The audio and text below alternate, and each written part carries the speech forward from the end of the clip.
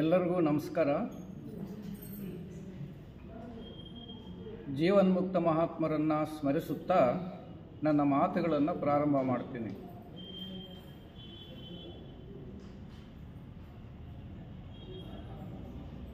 ಆನೋ ಭದ್ರಾಃ ಕ್ರತುವೋ ಯಂತು ವಿಶ್ವತಃ. Let noble thoughts come to us from everywhere. ನಮಗೆ ಎಲ್ಲ ಕಡೆಗಳಿಂದಲೂ ಪವಿತ್ರವಾದ ಆಲೋಚನೆಗಳು ಬರಲಿ. ಆತ್ಮೀಯ ಸೋದರ ಸೋದರಿಯರೇ, ನಾವು ಭಾರತೀಯರಾಗಿ ಭಾರತೀಯ ಸಂಸ್ಕೃತಿಯ ನೆರಳಿನಲ್ಲಿ ಜೀವನ ಮಾಡಬೇಕಾಗಿರುವಂಥ ಜನ. ನಾವು ಭಾರತೀಯರಾಗಿರೋದೇ ನಮ್ಮ ಸಂಸ್ಕೃತಿಯಿಂದಾಗಿ ನಮಗೊಂದು ಹೆಮ್ಮೆ ಇದೆ. ಏಕೆಂದರೆ ಈ ಭಾರತೀಯ ಸಂಸ್ಕೃತಿ, ಇತಿಹಾಸ, ಭಾಷೆ, ಸಾಹಿತ್ಯ ಇವೆಲ್ಲವೂ ಅತ್ಯಂತ ಪವಿತ್ರವಾಗಿರ್ತಕ್ಕಂಥ ವಿಷಯಗಳು ಅಂತಕ್ಕಂಥದ್ದು ನಮ್ಮ ವೇದಗಳು, ಉಪನಿಷತ್ತುಗಳು, ಭಾಗವತ, ಭಗವದ್ಗೀತೆ, ರಾಮಾಯಣ, ಮಹಾಭಾರತ ಇವೆಲ್ಲ ಸ್ಮೃತಿಗಳಲ್ಲಿನೂ ಹೇಳಲ್ಪಟ್ಟಿದೆ. ಕೇವಲ ಭಾರತೀಯರಿಗೆ ಅಲ್ಲ, ಭಾರತೀಯ ಸಂಸ್ಕೃತಿಯ ಬಗ್ಗೆ ವಿದೇಶಿಯರು ಕೂಡ ಬಹಳಷ್ಟು ಅಭಿಮಾನ, ಆದರಗಳಿವೆ ಅಂತ ನಾವು ಕೆಲವು ದಾರ್ಶನಿಕರ, ಕವಿಗಳ, ವಿದ್ವಾಂಸರ ಅನಿಸಿಕೆಗಳನ್ನು, ಅನುಭವಗಳನ್ನು ಅವರ ಗ್ರಂಥಗಳ, ಅವರ ಸಾಹಿತ್ಯದ ಮೂಲಕ ನಮಗೆ ಗೊತ್ತಾಗುತ್ತೆ. ಜರ್ಮನಿ ದೇಶದ ಪ್ರೊಫೆಸರು ಮ್ಯಾಕ್ಸ್ ಮುಲ್ಲರ್ ಅವರು ಒಬ್ಬ ದೊಡ್ಡ ಯೂನಿವರ್ಸಿಟಿ ಪ್ರೊಫೆಸರ್. ಅವರು ಭಾರತದಲ್ಲಿನ ಸಂಸ್ಕೃತ ಭಾಷೆಯನ್ನು ಕಲಿತು ಭಾರತೀಯ ಇತಿಹಾಸ, ಸಂಸ್ಕೃತಿ, ಸಾಹಿತ್ಯ, ರಾಮಾಯಣ, ಮಹಾಭಾರತ, ವೇದ, ಉಪನಿಷತ್ತುಗಳ ಬಗ್ಗೆ ಎಲ್ಲ ಅಧ್ಯಯನ ಮಾಡಿ ಅವುಗಳನ್ನು ಜರ್ಮನಿ ಭಾಷೆ ಮತ್ತು ಆಂಗ್ಲ ಭಾಷೆಗಳಿಗೆ ತರ್ಜುಮೆ ಮಾಡಿ ಅನೇಕ ಗ್ರಂಥಗಳನ್ನು ರಚನೆ ಮಾಡಿದ್ದಾರೆ. ಅದು ಯೂನಿವರ್ಸಿಟಿ ಮಟ್ಟದಲ್ಲಿ ಈಗಲೂ ಅಧ್ಯಯನ ನಡೀತಾ ಇದೆ ಅವುಗಳ ಬಗ್ಗೆ. ಅವರು ಭಾರತೀಯ ಸಂಸ್ಕೃತಿಯ ಬಗ್ಗೆ, ಇತಿಹಾಸದ ಬಗ್ಗೆ ಬಹಳಷ್ಟು ಅವರಿಗೆ ಪವಿತ್ರವಾದ ಭಾವನೆ ಇತ್ತು. ಅವರು ಕೊನೆಯ ದಿನಗಳಲ್ಲಿ ಒಂದು ಮಾತು ಹೇಳ್ತಾರೆ. ಏನು ಅಂದರೆ, ನಾನು ಭಾರತದ ಸಂಸ್ಕೃತ ಭಾಷೆ, ಸಂಸ್ಕೃತಿಯನ್ನು ಅರ್ಥ ಮಾಡಿಕೊಂಡು ಅವರ ವೇದೋಪನಿಷತ್ತುಗಳನ್ನು ಅಧ್ಯಯನ ಮಾಡಿ ಇಡೀ ಜಗತ್ತಿಗೆ ಆ ಬೇರೆ ಭಾಷೆಗಳಲ್ಲಿ, ಮುಖ್ಯವಾಗಿ ಜರ್ಮನ್ ಮತ್ತು ಆಂಗ್ಲ ಭಾಷೆಯ ಮೂಲಕ ಭಾರತೀಯ ಸಾಹಿತ್ಯ, ಸಂಸ್ಕೃತಿಯನ್ನು ತಿಳಿಯಪಡಿಸ್ತಕ್ಕಂಥ ಒಂದು ವ್ಯವಸ್ಥೆಯನ್ನು ನಾನು ಮಾಡಿದ್ದೇನೆ. ಭಾರತದ ಬಗ್ಗೆ ನನಗೆ ಅತ್ಯಂತ ಪವಿತ್ರ ಭಾವನೆ ಇದೆ. ಆದರೆ ಭಾರತವನ್ನು ನಾನು ನೋಡಲಿಲ್ಲ ಅಂತ. ಕೊನೆಯ ದಿನಗಳಲ್ಲಿ ನಾನು ಭಾರತಕ್ಕೆ ಬರಬೇಕು ಅಂತ ಆಸೆ ಇತ್ತು. ಆದರೆ ಆ ಕಾಲದಲ್ಲಿ ಈ ಥರ ಏರೋಪ್ಲೇನೋ ಆ ಥರ ವ್ಯವಸ್ಥೆ ಇರಲಿಲ್ಲ. ಸ್ಟೀಮರ್ನಲ್ಲಿ ಪ್ರಯಾಣ ಮಾಡಬೇಕಾಗಿತ್ತು, ತಿಂಗಳಾನುಗಟ್ಟಲೆ, ಬಹಳ ಕಷ್ಟ ಇತ್ತು. ಹಾಗಾಗಿ ನಾನು ಭಾರತಕ್ಕೆ ಬರೋಕ್ಕಾಗಲಿಲ್ಲ, ಅದೊಂದು ನನಗೆ ವ್ಯಥೆ ಇದೆ ಅಂತ ಕೊನೆಯ ದಿನಗಳಲ್ಲಿ ಹೇಳಿದ್ದಾರೆ. ಅಂದರೆ ಅವರಿಗೆ ಭಾರತೀಯ ಸಂಸ್ಕೃತಿ ಬಗ್ಗೆ ಎಷ್ಟು ಪವಿತ್ರ ಭಾವನೆ ಇತ್ತು, ಗೌರವ ಭಾವನೆ ಇತ್ತು ಅಂತ ನಮಗೆ ಗೊತ್ತಾಗುತ್ತೆ. ಹಾಗೆಯೇ ಇನ್ನೊಬ್ಬ ವಾಲ್ಟ್ ವಿಟ್ಮನ್ ಅಂತಕ್ಕ ಒಬ್ಬ ಅಮೆರಿಕನ್ ಕವಿ, ವಾಲ್ಟ್ ವಿಟ್ಮನ್, ಅವರು ಲೀವ್ಸ್ ಆಫ್ ಗ್ರಾಸ್ ಅಂತ ಒಂದು ಪುಸ್ತಕ ಬರೆದಿದ್ದಾರೆ. ಅದರಲ್ಲಿ ಒಂದು ಪದ್ಯವನ್ನು ಬರೀತಾರೆ, ಓಡ್. ಅದರಲ್ಲಿ ಸುಯಸ್ ಕಾಲುವೆ ಆಗಿದ್ರಲ್ಲ,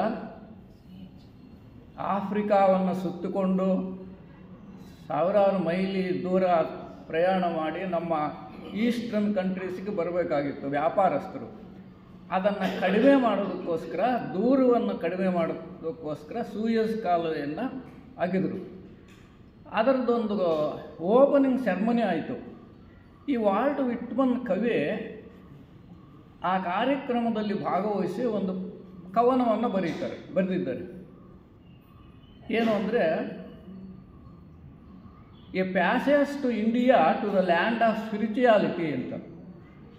A passage to India a land of spirituality ಅಂದರೆ ಆಧ್ಯಾತ್ಮ ಭೂಮಿ ಭಾರತಕ್ಕೆ ಒಂದು ದಾರಿ. ಸುಯಸ್ ಕಾಲುವೆ ಆಗಿದ್ದು ವ್ಯಾಪಾರ ದೃಷ್ಟಿಯಿಂದ ವ್ಯಾಪಾರಿಗಳು ಬಂದು ಅವರ ಅನುಕೂಲಕ್ಕೆ ಮಾಡಿಕೊಂಡಿದ್ದು. ಆದರೆ ಒಬ್ಬ ಕವಿ ತನ್ನ ಭಾವನೆಗಳನ್ನು ಯಾವ ಥರ ವ್ಯಕ್ತಪಡಿಸ್ತಾರೆ ಅಂತ ನಮಗೆ ಇದರಿಂದ ಗೊತ್ತಾಗುತ್ತೆ. ಆತನ ಹೇಳ್ತಾನೆ, I have written this poem in commemoration with the opening of Suez canal to the land of spirituality that is India. ಇದಕ್ಕೂ ಅದಕ್ಕೆ ಏನು ಸಂಬಂಧ? ಎತ್ತಣ ಮಾಮರ ಎತ್ತಣ ಕೋಗಿಲೆ ಅಂತೇಳಿ ಯಾವುದು ವ್ಯಾಪಾರಕ್ಕೋಸ್ಕರ ಮಾಡಿದ್ದು. ಆದರೆ ಕವಿಯ ಭಾವನೆಯನ್ನು ನೋಡಿ, ಎಷ್ಟು ಪವಿತ್ರವಾಗಿರ್ತಕ್ಕಂಥ ಮಾತುಗಳನ್ನು ಅವರ ಹೃದಯಾಂತರಾಳದಿಂದ ಭಾರತದ ಬಗ್ಗೆ ಹೊರಗಡೆ ಬಂದಿದೆ ಅಂದರೆ ನಮಗೆ ಗೊತ್ತಾಗುತ್ತೆ. A passage to India to the land of spirituality ಅಂತ ಬರೀತಾರೆ ಅವರು. ಬಹಳ ಪವಿತ್ರವಾದ ಭೂಮಿ, ಅಂಥ ಪವಿತ್ರವಾದ ಭೂಮಿಗೆ ದಾರಿ ಮಾಡಿಕೊಟ್ಟಿರ್ತಕ್ಕಂಥ ಒಂದು ವ್ಯವಸ್ಥೆ ಇದೆಯಲ್ಲ, ಈ ಜಾಗತಿಕ ವ್ಯವಸ್ಥೆನ, ಅದಕ್ಕೆ ನಾನು ವಂದಿಸ್ತೀನಿ ಅಂತ. ಆಮೇಲೆ E.M. ಫಾರೆಸ್ಟರ್ ಅಂತ ಒಬ್ಬ ಇಂಗ್ಲೀಷ್ ಕವಿ ಇದ್ದರು, ನಮ್ಮಲ್ಲೇ ಇದ್ದರು. ಅವ್ರು ಇಂಗ್ಲೀಷ್ನವರೇ, ನಮ್ಮಲ್ಲೇ ಇದ್ದರು. ಸ್ವಾತಂತ್ರ್ಯ ಬಂದ ಮೇಲೆ ಮತ್ತೆ ಅವ್ರು ಇಂಗ್ಲೆಂಡ್ಗೆ ಹೋಗ್ಸೋರು, ಇಂಗ್ಲೆಂಡ್ನವರು. ಅವರು ಕೂಡ ಅದೇ ಹೆಸರಿನಲ್ಲಿ ಎ ಪ್ಯಾಸೇಜ್ ಟು ಇಂಡಿಯಾ ಅಂತ ಒಂದು ನಾವೆಲ್ ಬರೆದಿದ್ದಾರೆ. ನಾವೆಲ್ ಅಂದರೆ ಕಾದಂಬರಿ. ಆ ಕಾದಂಬರಿಯಲ್ಲಿ ಬರೀತಾರೆ, ಭಾರತೀಯ ದೇವಾಲಯಗಳು, ಭಾರತೀಯ ಕೇವ್ಸ್ ಅಂದರೆ ಗುಹೆಗಳು ಮತ್ತು ಆ ಮಸೀದಿಗಳು ಮೂರನ್ನ ವಿಮರ್ಶೆ ಮಾಡಿ ಆಧ್ಯಾತ್ಮಿಕ ಸಂಪನ್ನತೆಯನ್ನು ಒದಗಿಸ್ತಕ್ಕಂಥ ಈ ದೇವಾಲಯಗಳು, ಈ ಗುಹಾಂತರ, ಅಲ್ಲೆಲ್ಲ ಗುಹೆಗಳು ಅಂದರೆ ಪವಿತ್ರವಾಗಿರ್ತಕ್ಕಂಥ ಶ್ರೇಷ್ಠವಾಗಿರ್ತಕ್ಕಂಥ ಮುನಿಗಳು ವಾಸ ಮಾಡಿದಂಥ ಸ್ಥಳಗಳು, ಅವೆಲ್ಲ ಅವ್ರ ಬಗ್ಗೆ ವಿಮರ್ಶೆ ಮಾಡ್ತಾ ವಿವರವಾಗಿ ಇಡೀ ಭಾರತದಲ್ಲಿ ಅಂಥ ಎಷ್ಟು ಗವಿಗಳಿದ್ದಾವೆ, ಎಷ್ಟು ದೇವಾಲಯಗಳಿದ್ದಾವೆ, ಅವುಗಳ ಸಾಹಿತ್ಯ ಮತ್ತು ಭಾರತೀಯ ಸಂಸ್ಕೃತಿಯನ್ನು ಹೊಂದಿರತಕ್ಕಂಥ ಪವಿತ್ರವಾದ ಸ್ಥಳಗಳು, ದೇವಾಲಯಗಳು ಅಂತ ಬರೀತಾರೆ ಅವರು ಇಂಗ್ಲೆಂಡ್ನವರು. ಹಾಗಾಗಿ ಇದರಿಂದ ನಮಗೇನು ಗೊತ್ತಾಗುತ್ತಂದರೆ, ಭಾರತೀಯರಾದ ನಮಗಿಂತ ಅವರಿಗೆ ಎಷ್ಟು ಕಾಳಜಿ ಇತ್ತು ನಮ್ಮ ಸಂಸ್ಕೃತಿ ಬಗ್ಗೆ. ಅದೇ ವಿಷಯವನ್ನು ಕರ್ನಲ್ ಆಲ್ಕಾಟ್ರು ಅವರು ಎಲ್ಲಿಂದ, ನ್ಯೂಯಾರ್ಕಿಂದ, ಅಲ್ಲಿ ನಮ್ಮ ಥಿಯೋಸಾಫಿಕಲ್ ಸೊಸೈಟಿ ಕಾರ್ಯಚಟುವಟಿಕೆಗಳು ಅಲ್ಲಿ ನಡೆಯೋದು ಕಷ್ಟ ಅಂತ ಗೊತ್ತಾದಾಗ ಅವರು ಭಾರತಕ್ಕೆ ಸೊಸೈಟಿಯನ್ನು ತಂದು ಮೊದಲನೇ ಸಲ ಬೊಂಬಾಯಿನಲ್ಲಿ ಅಂದರೆ ಮುಂಬೈನಲ್ಲಿ ಕಾರ್ಯಚಟುವಟಿಕೆಗಳನ್ನು ಪ್ರಾರಂಭ ಮಾಡಿದರು. ಅವ್ರಿಗೆ ಗೊತ್ತಾಯಿತು, ಅವ್ರ ಜೊತೆಗೆ ಮೇಡಮ್ ಬ್ಲಾವೆಟ್ಸ್ಕಿ ಅವರು ಇದ್ದರು. ಅವರು ಚಿಂತನೆ ಮಾಡಿದರು, ಥಿಯೋಸಾಫಿಕಲ್ ಸೊಸೈಟಿಯನ್ನು ಮಹರ್ಷಿಗಳ ಮಾರ್ಗದರ್ಶನದಲ್ಲಿ ಇದನ್ನೆಲ್ಲ ಪ್ರಾರಂಭ ಆಯಿತು.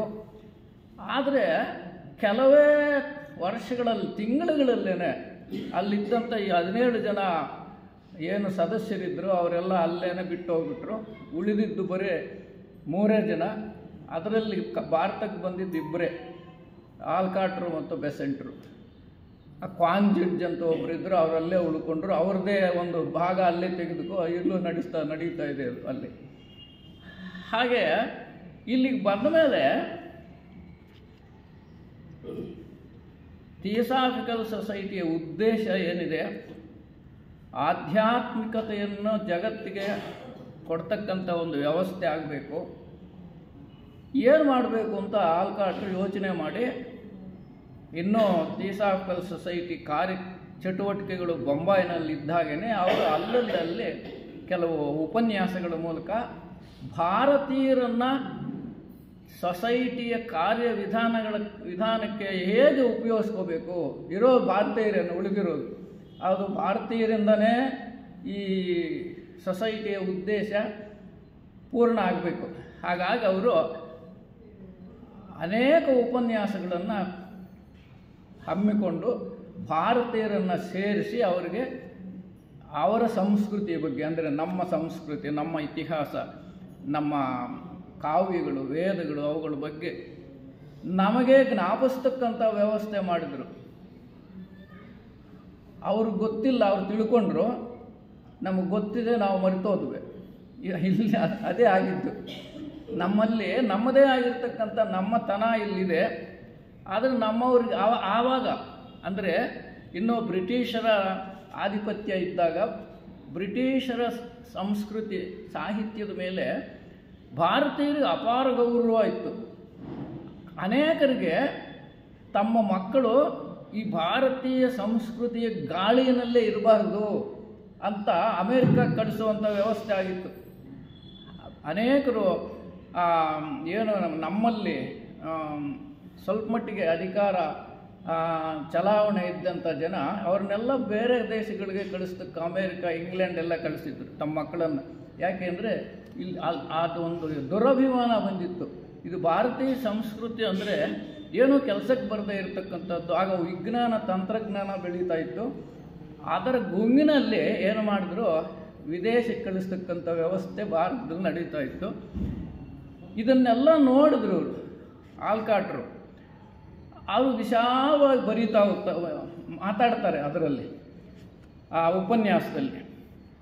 ಇಲ್ಲಿ 1880 ಅಕ್ಟೋಬರ್ 29ನೇ ತಾರೀಕು ಅಮೃತಸರದಲ್ಲಿ ಒಂದು ಉಪನ್ಯಾಸವನ್ನು ಕೊಟ್ಟರವರು.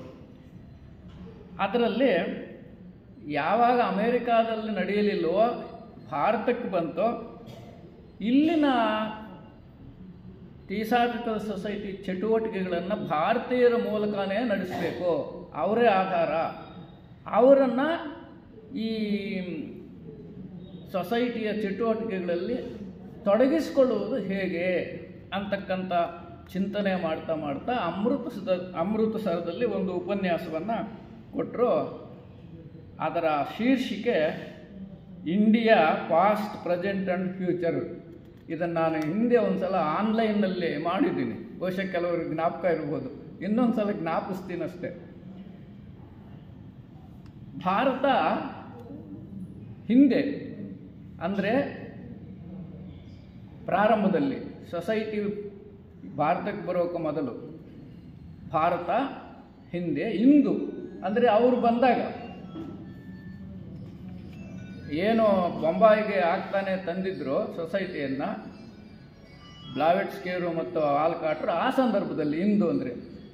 ಮತ್ತು ಮುಂದೆ ಅಂದರೆ ಅಲ್ಲಿಂದ ಮುಂದಕ್ಕೆ 3 ರೀತಿಯಲ್ಲಿ ಅವರು ಆ ವಿಭಾಗ ಮಾಡಿಕೊಂಡು ಮಾತಾಡ್ತಾರೆ. ಹಿಂದೇನಾಯಿತು, ಈಗ ಏನಾಗ್ತಾ ಇದೆ, ಮುಂದೆ ಏನಾಗಬೇಕು ಅಂತಕ್ಕಂಥದ್ದು.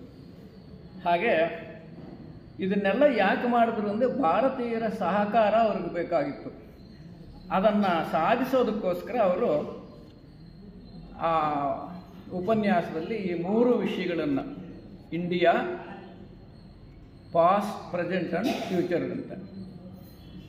ಒಂದು ಮಾತಿದೆ, ಮೇಡಮ್ ಬ್ಲಾವೆಟ್ಸ್ಕಿ ಅವರು ಥಿಯಾಸಫಿಯನ್ನು ಕೊಟ್ಟರು, ಆಲ್ಕಾಟ್ರು ಥಿಯಾಸಾಫಿಕಲ್ ಸೊಸೈಟಿಯನ್ನು ಕೊಟ್ಟರು ಅನ್ನೋ ಮಾತು ನಮಗೆಲ್ಲರಿಗೂ ಪರಿಚಯ ಇದೆ. ಅಂದರೆ ಆಲ್ಕಾಟ್ರು ಇಲ್ಲಿಗೆ ಬಂದ ಮೇಲೆ ಅಮೆರಿಕದಲ್ಲಿ ಆಗಲಿಲ್ಲ, ಭಾರತದಲ್ಲಾದರೂ ಇದನ್ನು ವಿಶಾಲವಾಗಿ ತಿಳಿಪಡಿಸ್ತಕ್ಕಂಥ ವ್ಯವಸ್ಥೆ ಆಗಬೇಕು ಅಂತ ನಮ್ಮ ಹಿರಿಯರು ಹೇಳ್ತಾರೆ. 1000 ಥಿಯಾಸಾಫಿಕಲ್ ವಿಭಾಗಗಳನ್ನು ಪ್ರಾರಂಭ ಮಾಡಿ ಲಾಡ್ಜಸ್ಸನ್ನು ತೆಗೆದರು ಅವ್ರ ಕಾಲದಲ್ಲಿ. 1000 ಬೇರೆ ಬೇರೆ, ನಮ್ಮ ಭಾರತದಲ್ಲೇ ಅಲ್ಲದೆ ಬೇರೆ ಜಗತ್ತಿನಾದ್ಯಂತ. ಹಾಗಾಗಿ ಆದರೂ ಕೂಡ ಈ ಥಿಯಾಸಾಫಿಕಲ್ ವಾಂಗ್ಮಯದಲ್ಲಿರ್ತಕ್ಕಂಥ, ಅದರ ಸಾಹಿತ್ಯದಲ್ಲಿರ್ತಕ್ಕಂಥ ಅದರ ಬೇರುಗಳು ಭಾರತದಲ್ಲೇ ಇದೆ ಅಂತ ಅವ್ರಿಗೆ ಗೊತ್ತಿತ್ತು. ಅಂದರೆ ನಮ್ಮ ಬ್ಲಾವೆಟ್ಸ್ಕಿ ಅವರು ಬರೆದಿರ್ತಕ್ಕಂಥ ಸೀಕ್ರೆಟ್ ಡಾಕ್ಟ್ರಿನ್ನಲ್ಲಿ ಭಾರತೀಯ ಸಾಹಿತ್ಯದ ಬಗ್ಗೆನೇ ಹೆಚ್ಚಿನ ವಿಷಯಗಳಿವೆ. ಬೌದ್ಧ ಧರ್ಮದ ಬಗ್ಗೆ, ಹಿಂದೂ ಧರ್ಮದ ಬಗ್ಗೆ ಅನೇಕ ವಿಷಯಗಳನ್ನು ಅವರು ಎತ್ತಿ ತೆಗೆದು ಬರೆದಿರ್ತಕ್ಕಂಥದ್ದು.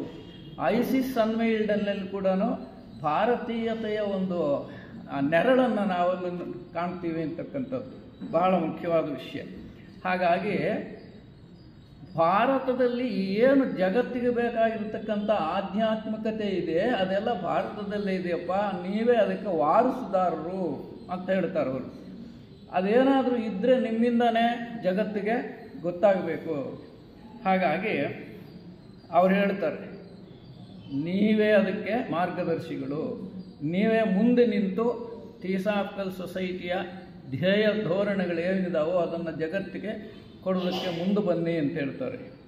ಹಾಗೆ ಥಿಯಾಸಫಿ ಅಂದರೆ ಏನು? ಸನಾತನ ಜ್ಞಾನ. ಈ ಸನಾತನ ಜ್ಞಾನ ಭಾರತದ ಸಂಸ್ಕೃತಿ ಮತ್ತು ಸಾಹಿತ್ಯದಲ್ಲಿಯೇ ಇದೆ ಅನ್ನುವುದನ್ನು ಜ್ಞಾಪಿಸುವುದೇ ಈ ಉಪನ್ಯಾಸದ ತಿರುಳು. ಭಾರತ ಇಂದು, ಹಿಂದೆ, ಮುಂದೆ ಅಂತಕ್ಕಂಥ ಉಪನ್ಯಾಸದ ತಿರುಳು ಏನಂದರೆ, ಭಾರತೀಯ ಸಂಸ್ಕೃತಿಯಲ್ಲೇ ನಾವೇನೇನು ಮಾಡಬೇಕು ಅಂತ ಹೊರಟಿದ್ದೀವೋ ಅದೆಲ್ಲ ಇಲ್ಲೇ ಇದೆ ಅಂತಕ್ಕಂಥದ್ದು. ಹಾಗೆ ಭಾರತೀಯರನ್ನು ಥಿಯಾಸಫಿ ಕಡೆಗೆ ಆಕರ್ಷಿಸುವುದೇ ಆಲ್ಕಾಟರ ಉದ್ದೇಶವಾಗಿತ್ತು. ಇದಕ್ಕಾಗಿ ಭಾರತೀಯರಿಗೆ ತಮ್ಮ ತನವನ್ನು ಅರಿಯುವಂತೆ ಮಾಡಿ ಅವರನ್ನು ತಮ್ಮ ನಿದ್ರೆಯ ಸ್ಥಿತಿಯಿಂದ ಎಚ್ಚರಗೊಳಿಸಬೇಕಾಗಿತ್ತು. ನಿದ್ರೆಯ ಸ್ಥಿತಿಯನ್ನು ಮರೆತೋಗಿದ್ದೀವಿ ನಾವು.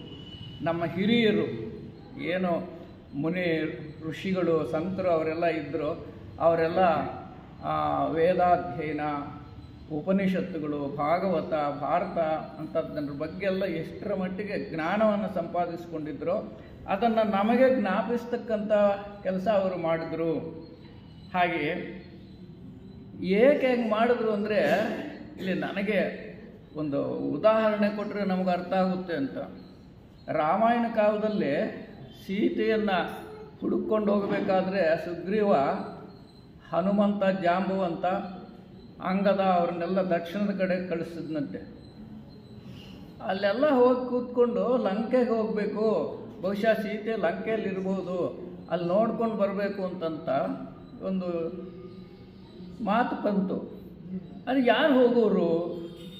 ಅಂಗದ ಹೇಳ್ದ, ನಾನು ಯುವಕ, ಹಾರ್ತೀನಿ, ನಾನು ಬೇಕಾದರೆ ಹೋಗ್ತೀನಿ ಅಂದ.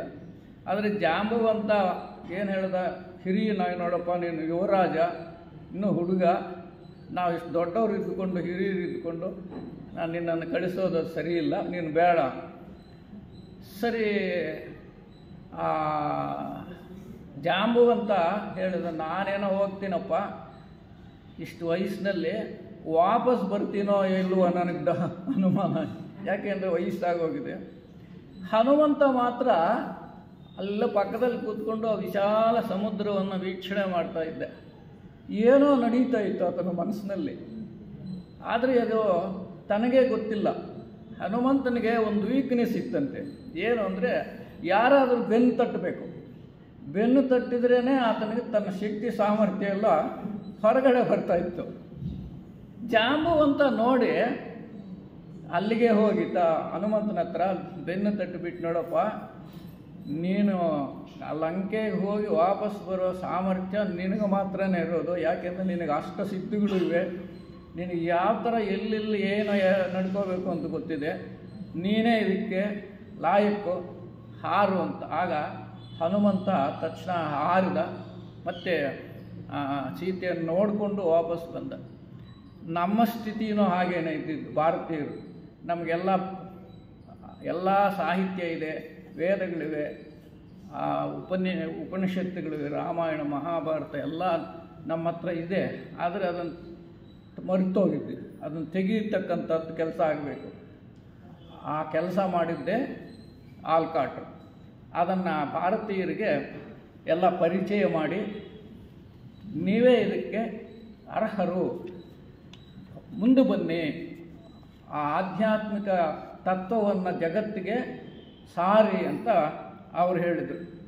ಹಾಗೆ ಥಿಯೋಸಾಫಿಕಲ್ ಸೊಸೈಟಿಯ ಮುಖ್ಯ ಉದ್ದೇಶವೇ ಸತ್ಯಾನ್ನಾಸ್ತಿ ಪರೋ ಧರ್ಮ, ಸತ್ಯದ ಧರ್ಮವನ್ನು ಜಗತ್ತಿಗೆ ನೀಡುವಂಥ ಕೆಲಸ ಭಾರತೀಯರಿಂದಲೇ ಆಗಬೇಕು ಅಂತಕ್ಕಂಥದ್ದು ಅವರ ಮುಖ್ಯ ಉದ್ದೇಶ ಆಗಿತ್ತು. ಅದನ್ನು ಕುರಿತೇ ಅವರು ತಮ್ಮ ಉಪನ್ಯಾಸದಲ್ಲಿ ಭಾರತ ಅಂದು, ಇಂದು ಮತ್ತು ಮುಂದೆ ಅಂತಕ್ಕಂಥ ವಿಷಯವನ್ನು ಪ್ರಾರಂಭ ಮಾಡ್ತಾರೆ.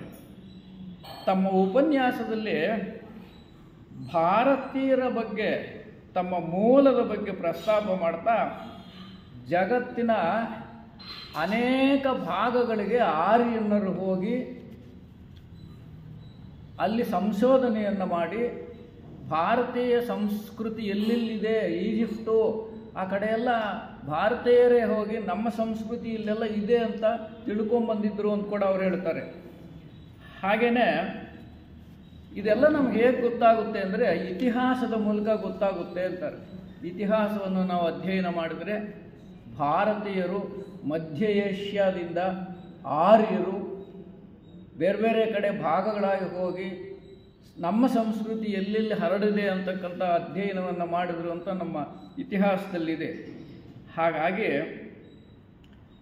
ಆರ್ಯನ್ನರಾದ ಭಾರತೀಯರ ಬಗ್ಗೆ ಹೇಳ್ತಾ ಯುರೋಪಿಯನ್ ಇತಿಹಾಸಕಾರರಿಗೆ ಇಲ್ಲಿಯವರೆಗೂ ಆರ್ಯರ ಇತಿಹಾಸದ ಬಗ್ಗೆ ಅಲ್ಪ ಪ್ರಮಾಣವೂ ಕೂಡ ಗೊತ್ತಿರಲಿಲ್ಲ ಅಂತಾರೆ. ಯುರೋಪ್ ಇನ್ನೊಂದು ವಿಚಿತ್ರ ಏನಂದರೆ ಚರಿತ್ರೆಯನ್ನು ಬರೆಯಲು ಪ್ರಾರಂಭ ಮಾಡಿದ್ದೇ ಯುರೋಪಿಯನ್ನರು. ನಮ್ಮ ಭಾರತೀಯ ಚರಿತ್ರೆ ಕೂಡ Indian history was first return in English ಅಂತಿದೆ. ಅವರೇ ನಮ್ಮ ಚರಿತ್ರೆ ಬರೆಯೋರು ಬರೆದಿದ್ದು. ಹಾಗಾಗಿ ಅವ್ರು ಏನೇನು ಬರೆದಿದ್ದಾರೋ ನಾವು ಅದನ್ನೆಲ್ಲ ಈಗ ಒಪ್ಕೊತಾ ಇದ್ದೀವಿ. ಹಾಗಲ್ಲ, ನಾವು ನಮ್ಮ ವೇದಗಳಿಗೆ ಹೋಗಿ, ನಮ್ಮ ಉಪನಿಷತ್ತುಗಳಿಗೆ ಹೋಗಿ, ನಮ್ಮ ರಾಮಾಯಣ ಮಹಾಭಾರತ ಅಲ್ಲೇ ನಮ್ಮ ಚರಿತ್ರೆಯನ್ನು ಹುಡುಕಬೇಕು ಅಂತಾರೆ. ಅದಕ್ಕೆ ದಯಾನಂದ ಸರಸ್ವತಿಯವರು ಹೇಳ್ತಾರೆ, ಗೋ ಬ್ಯಾಕ್ ಟು ವೇದಾಸ್.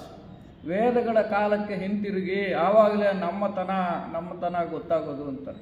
ಹಾಗಾಗಿ ಅವ್ರು ಹೇಳ್ತಾರೆ, ನಾವು ಇತಿಹಾಸವನ್ನು, ಭಾರತೀಯ ಇತಿಹಾಸವನ್ನು ಸಕ್ರಮವಾಗಿ ತಿಳ್ಕೋಬೇಕಾದ್ರೆ ನಮ್ಮ ಸಂಸ್ಕೃತಿಯನ್ನು ಅಧ್ಯಯನ ಮಾಡಬೇಕು, ನಮ್ಮ ರಾಮಾಯಣವನ್ನು ಅಧ್ಯಯನ ಮಾಡಬೇಕು. ಅದಕ್ಕೆ ರಾಮಾಯಣ ಮಹಾಭಾರತ ಭಾರತದ ಇತಿಹಾಸಗಳೇ ಅವು ಅಂತಾರೆ. ಭಾರತೀಯ ಇತಿಹಾಸ ಬೇರೆ ಅಲ್ಲ. ಭಾರತೀಯ ಇತಿಹಾಸವನ್ನು ತಿಳಿಸೋದೇ ರಾಮಾಯಣ, ಭಾರತೀಯ ಇತಿಹಾಸವನ್ನು ತಿಳಿಸೋದು ಮಹಾಭಾರತ. ಹಾಗಾಗಿ ಯುರೋಪಿಯನ್ನರಿಗೆ ಅದರ ಬಗ್ಗೆ ಗೊತ್ತಿಲ್ಲ. ಇಲ್ಲಿಗೆ ಬಂದ ಮೇಲೆ ಅವ್ರಿಗೇನು ಅನ್ನಿಸ್ತೋ ಅದೆಲ್ಲ ಬರ್ಕೊಂಡು ಹೋದರು. ಹಾಗಾಗಿ ಅವ್ರು ಹೇಳ್ತಾರೆ, ನಿಮ್ಮ ಗ್ರಂಥಗಳನ್ನು ಅಧ್ಯಯನ ಮಾಡಿ, ನಿಮ್ಮ ವೇದಗಳನ್ನು ಅಧ್ಯಯನ ಮಾಡಿ, ಉಪನಿಷತ್ತುಗಳನ್ನು ಅಧ್ಯಯನ ಮಾಡಿ. ಹಾಗಾಗಿ ಎಲ್ಲಿವರೆಗೂ ಯುರೋಪಿಯನ್ನರಿಗೆ ಭಾರತೀಯ ಸಂಸ್ಕೃತಿಯ ಬಗ್ಗೆ ಗೊತ್ತಿರಲಿಲ್ಲ ಅಂದರೆ ಅವರು ಇಂಗ್ಲೀಷ್ನಲ್ಲಿ ಬಹಳ ಮೆಟಫೋರಿಕಲ್ ಲ್ಯಾಂಗ್ವೇಜಲ್ಲಿ ಬರೀತಾರೆ, ಬಹಳ ಅಲಂಕಾರಿಕ ಭಾಷೆಯಲ್ಲಿ ಹೀಗೆ ಬರೀತಾರೆ. ಏನು ಅಂದರೆ, until Sir William Jones and his compeers and Frenchman Burnouf led the way into the splendid garden of Sanskrit literature, until the astonished eyes of the West saw its glorious flowers of poesy, its fruits of metaphysics and of philosophy, its crystalline rivulets of science, its magnificent structure of philology, the European historians did not know anything about India and her heritage ಅಂತಾರೆ. ಅಂದರೆ sir William Jones ಮತ್ತು ಅವರ ಸ್ಪರ್ಧಿಗಳು French ಮತ್ತು ಬರ್ನೂಫ್ ಅನ್ನೋರು ವೈಭವೋಪೇತವಾದ ಸಂಸ್ಕೃತ ಸಾಹಿತ್ಯದ ಹೂದೋಟದೊಳಕ್ಕೆ ದಾರಿ ಮಾಡಿಕೊಡುವವರೆಗೂ ಈ ಫ್ರೆಂಚ್ ಅಂಡ್ ಬರ್ನೂಫ್ ಅನ್ನೋರು ಈ ಸಂಸ್ಕೃತದ ಬಗ್ಗೆ ಪರಿಚಯ ಮಾಡಿಕೊಟ್ಟಿದ್ದು ಯುರೋಪಿಯನ್ರಿಗೆ. ಅಲ್ಲಿವರೆಗೂ ಯುರೋಪಿಯನ್ನರಿಗೆ ಭಾರತೀಯತೆಯ ಬಗ್ಗೆ ಏನೂ ಗೊತ್ತಿರಲಿಲ್ಲ. ಇದನ್ನು ಎಷ್ಟು ಚೆನ್ನಾಗಿ ಹೇಳ್ತಾರೆ ಅಂದರೆ, ಬರ್ನೂಫ್ರವರು ವೈಭವೋಪೇತವಾದ ಸಂಸ್ಕೃತ ಸಾಹಿತ್ಯದ ಹೂದೋಟದೊಳಕ್ಕೆ ದಾರಿ ಮಾಡಿಕೊಡುವವರೆಗೂ ಯಾವ ಪಾಶ್ಚಿಮಾತ್ಯ ಇತಿಹಾಸಕಾರನಿಗೂ ಭಾರತೀಯ ಕಾವ್ಯ ರಚನೆಯ ಪುಷ್ಪಗಳು, ಎಂಥ ಭಾಷೆ ಬಳಸ್ತಾರೆ ನೋಡಿ, ಭಾರತೀಯ ಕಾವ್ಯ ರಚನೆಯ ಪುಷ್ಪಗಳು ಆಧ್ಯಾತ್ಮಿಕ ಮತ್ತು ತತ್ವಶಾಸ್ತ್ರದ ಫಲಗಳು ಈ ಸುಂದರವಾದ ಹೂದೋಟದಲ್ಲಿವೆ. ವೈಜ್ಞಾನಿಕ ಶುದ್ಧ ಸ್ಫಟಿಕ ಝರಿಗಳು ರಿವಿಲೆಟ್ಸ್ ಮತ್ತು ಅದರ ಭವ್ಯವಾದ ಭಾಷಾಶಾಸ್ತ್ರದ ಭವ್ಯ ಭವನಗಳು, ಇವುಗಳ ಸುಂದರ ಕನಸು ಕಾಣುವ ಅವಕಾಶಗಳು ಯಾವ ಯುರೋಪಿನ ಇತಿಹಾಸಕಾರನಿಗೂ ಸಾಧ್ಯವಾಗಲಿಲ್ಲ ಅಂತಾರೆ. ಆ ಬರ್ನೋಫ್ ಅನ್ನೋರು ಮತ್ತು ಫ್ರೆಂಚ್ ಅನ್ನೋರು ಈ ಸಂಸ್ಕೃತದ ಬಗ್ಗೆ ಯುರೋಪಿಯನ್ನರಿಗೆ ಪರಿಚಯ ಮಾಡಿದ ಮೇಲೆ ಅವ್ರಿಗೆ ಗೊತ್ತಾಗಿತ್ತು ಈ ಭಾರತೀಯ ಸಂಸ್ಕೃತ ಅಂತಕ್ಕಂಥ ಭಾಷೆಯ ಒಂದು ದೊಡ್ಡ ಹೂದೋಟದೊಳಗೆ ಏನೇನಿವೆ ಅಂತಲೇ ಅಂದರೆ ಯಾವ್ಯಾವವು ಅಂದರೆ ನಮ್ಮ ಉಪನಿಷತ್ತುಗಳು, ನಮ್ಮ ವೇದಗಳು, ಆ ಭಗವದ್ಗೀತೆ, ಭಾಗವತ, ರಾಮಾಯಣ, ಮಹಾಭಾರತ ಇವೆಲ್ಲ ನಮ್ಮ ಭಾರತೀಯ ಸಂಸ್ಕೃತಿಯಲ್ಲಿವೆ ಅಂತಕ್ಕಂಥದ್ದು ಆ ಯುರೋಪಿಯನ್ನರಿಗೆ ಆವಾಗಲೇ ಗೊತ್ತಾಗಿದ್ದು ಅಂತ ಯಾರು ಬರೀತಾರೆ? ಇವರು ನಮ್ಮ ಕರ್ನಲ್ ಆಲ್ಕಾಟ್ರು ಆ ಉಪನ್ಯಾಸದಲ್ಲಿ ಹೀಗೆ ಹೇಳ್ತಾರೆ. ಈ ಸಂಸ್ಕೃತ ಸಾಹಿತ್ಯದ ಬಗ್ಗೆಯೂ ದಿಕ್ಕು ತಪ್ಪಿಸಲು ಕೆಲವು ಇತಿಹಾಸಕಾರರು ಸಂಸ್ಕೃತ ಭಾಷೆ ಹೀಬ್ರೂ ಭಾಷೆಯ ನಿಷ್ಪತ್ತಿ, ಇಲ್ಲೂ ದಾರಿ ತಪ್ಪಿಸ್ತಾರೆ ಕೆಲವರು. ಅದು ಸಂಸ್ಕೃತ ಭಾಷೆ ಹೀಬ್ರೂ ಭಾಷೆಯಿಂದ ಬಂದಿರೋದು, ಅದು ತಪ್ಪು ಅಂತ ಇವರೇ ಹೇಳ್ತಾರೆ. ಅದು ಸಂಸ್ಕೃತಕ್ಕೆ ತನ್ನದೇ ಆದ ಸಂಸ್ಕೃತಿ ಇದೆ. ಸಂಸ್ಕೃತ ಭಾಷೆಗೆ ಅದು ಎಲ್ಲಿ ಬೇರೆ ಕಡೆಯಿಂದ ಬಂದಿದ್ದಲ್ಲ, ನಮ್ಮದೇ ಭಾರತದಲ್ಲಿ ಹುಟ್ಟಿದ್ದು ಅಂತಾರೆ. ಅದನ್ನು ದೈವ ಭಾಷೆ ಅಂತ ಕೂಡ ಹೇಳ್ತಾರೆ.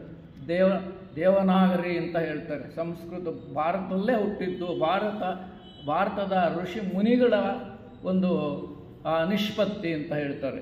ಹಾಗಾಗಿ ಅವ್ರು ಹೇಳ್ತಾರೆ,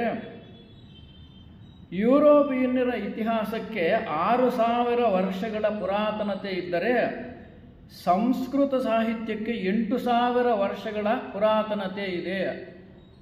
6000 ವರ್ಷಗಳಿಂದ ಈಚೆಗೇನೆ ಯುರೋಪಿಯನ್ ಸಾಹಿತ್ಯದ ಬಗ್ಗೆ ನಮಗೆ ಗೊತ್ತಾಗುತ್ತೆ. ಆದರೆ ಭಾರತೀಯ ಸಾಹಿತ್ಯಕ್ಕೆ, ಭಾಷೆಗೆ 8000 ವರ್ಷಗಳ ಪುರಾತನತೆ ಇದೆ ಅಂತಾರೆ.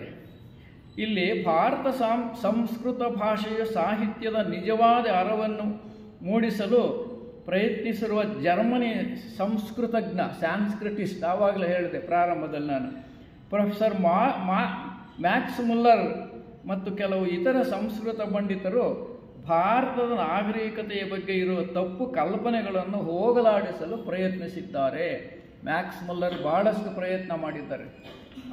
ಅವರು ಜರ್ಮನಿಯಲ್ಲಿ ಸಂಸ್ಕೃತ ಭಾಷೆಗೆ ಬಹಳ ಗೌರವ ಮರ್ಯಾದೆಗಳಿವೆ ಅಂತ ಈಗಲೂ ಅಲ್ಲಿ ಸಂಸ್ಕೃತ ಮಾತಾಡ್ತಾರಂತೆ. ಮತ್ತು ಒಂದು ವಿಶೇಷತೆ ಏನಂದರೆ ಕಂಪ್ಯೂಟರ್ ಭಾಷೆಗೆ ಸಂಸ್ಕೃತ ಬಹಳಷ್ಟು ಚೆನ್ನಾಗಿ ಅಳವಡಿಸೋದಕ್ಕೆ ಸಾಧ್ಯತೆ ಇದೆ ಅಂತಲೂ ಹೇಳ್ತಾರೆ. ಹಾಗಾಗಿ ಹಿಂದಿನ ಆರ್ಯರು ವೈಭವಯುತ ನಾಗರಿಕತೆಯನ್ನು ಹೊಂದಿದ್ದರು. ಮತ್ತು ಹಿಂದಿನ ಆರ್ಯರು, ನಮ್ಮ ಭಾರತದ ಆರ್ಯರು ವೈಭವಯುತ ನಾಗರಿಕತೆಯನ್ನು ಹೊಂದಿದ್ದು, ಪರಿಪೂರ್ಣವಾದ ವ್ಯಾಕರಣಬದ್ಧವಾದ ಭಾಷೆಯನ್ನು ಹೊಂದಿದ್ದರು. ಈಜಿಪ್ಷಿಯನ್ ಫೆರೋ ರಾಜನಿಗಿಂತ ಆಡಳಿತ ಪದ್ಧತಿಯಲ್ಲಿ ಭಾರತೀಯ ರಾಜರು ಹೆಚ್ಚು ತಿಳುವಳಿಕೆಯನ್ನು ಹೊಂದಿದ್ದರು. ಆಡಳಿತ ಪದ್ಧತಿ ಮೊದಲು ತಂದಿದ್ದು ಈಜಿಪ್ಷಿಯನ್ ಫೆರೋ ರಾಜರು ಅಂತ ಹಿಸ್ಟ್ರಿನಲ್ಲಿ ಬರುತ್ತೆ.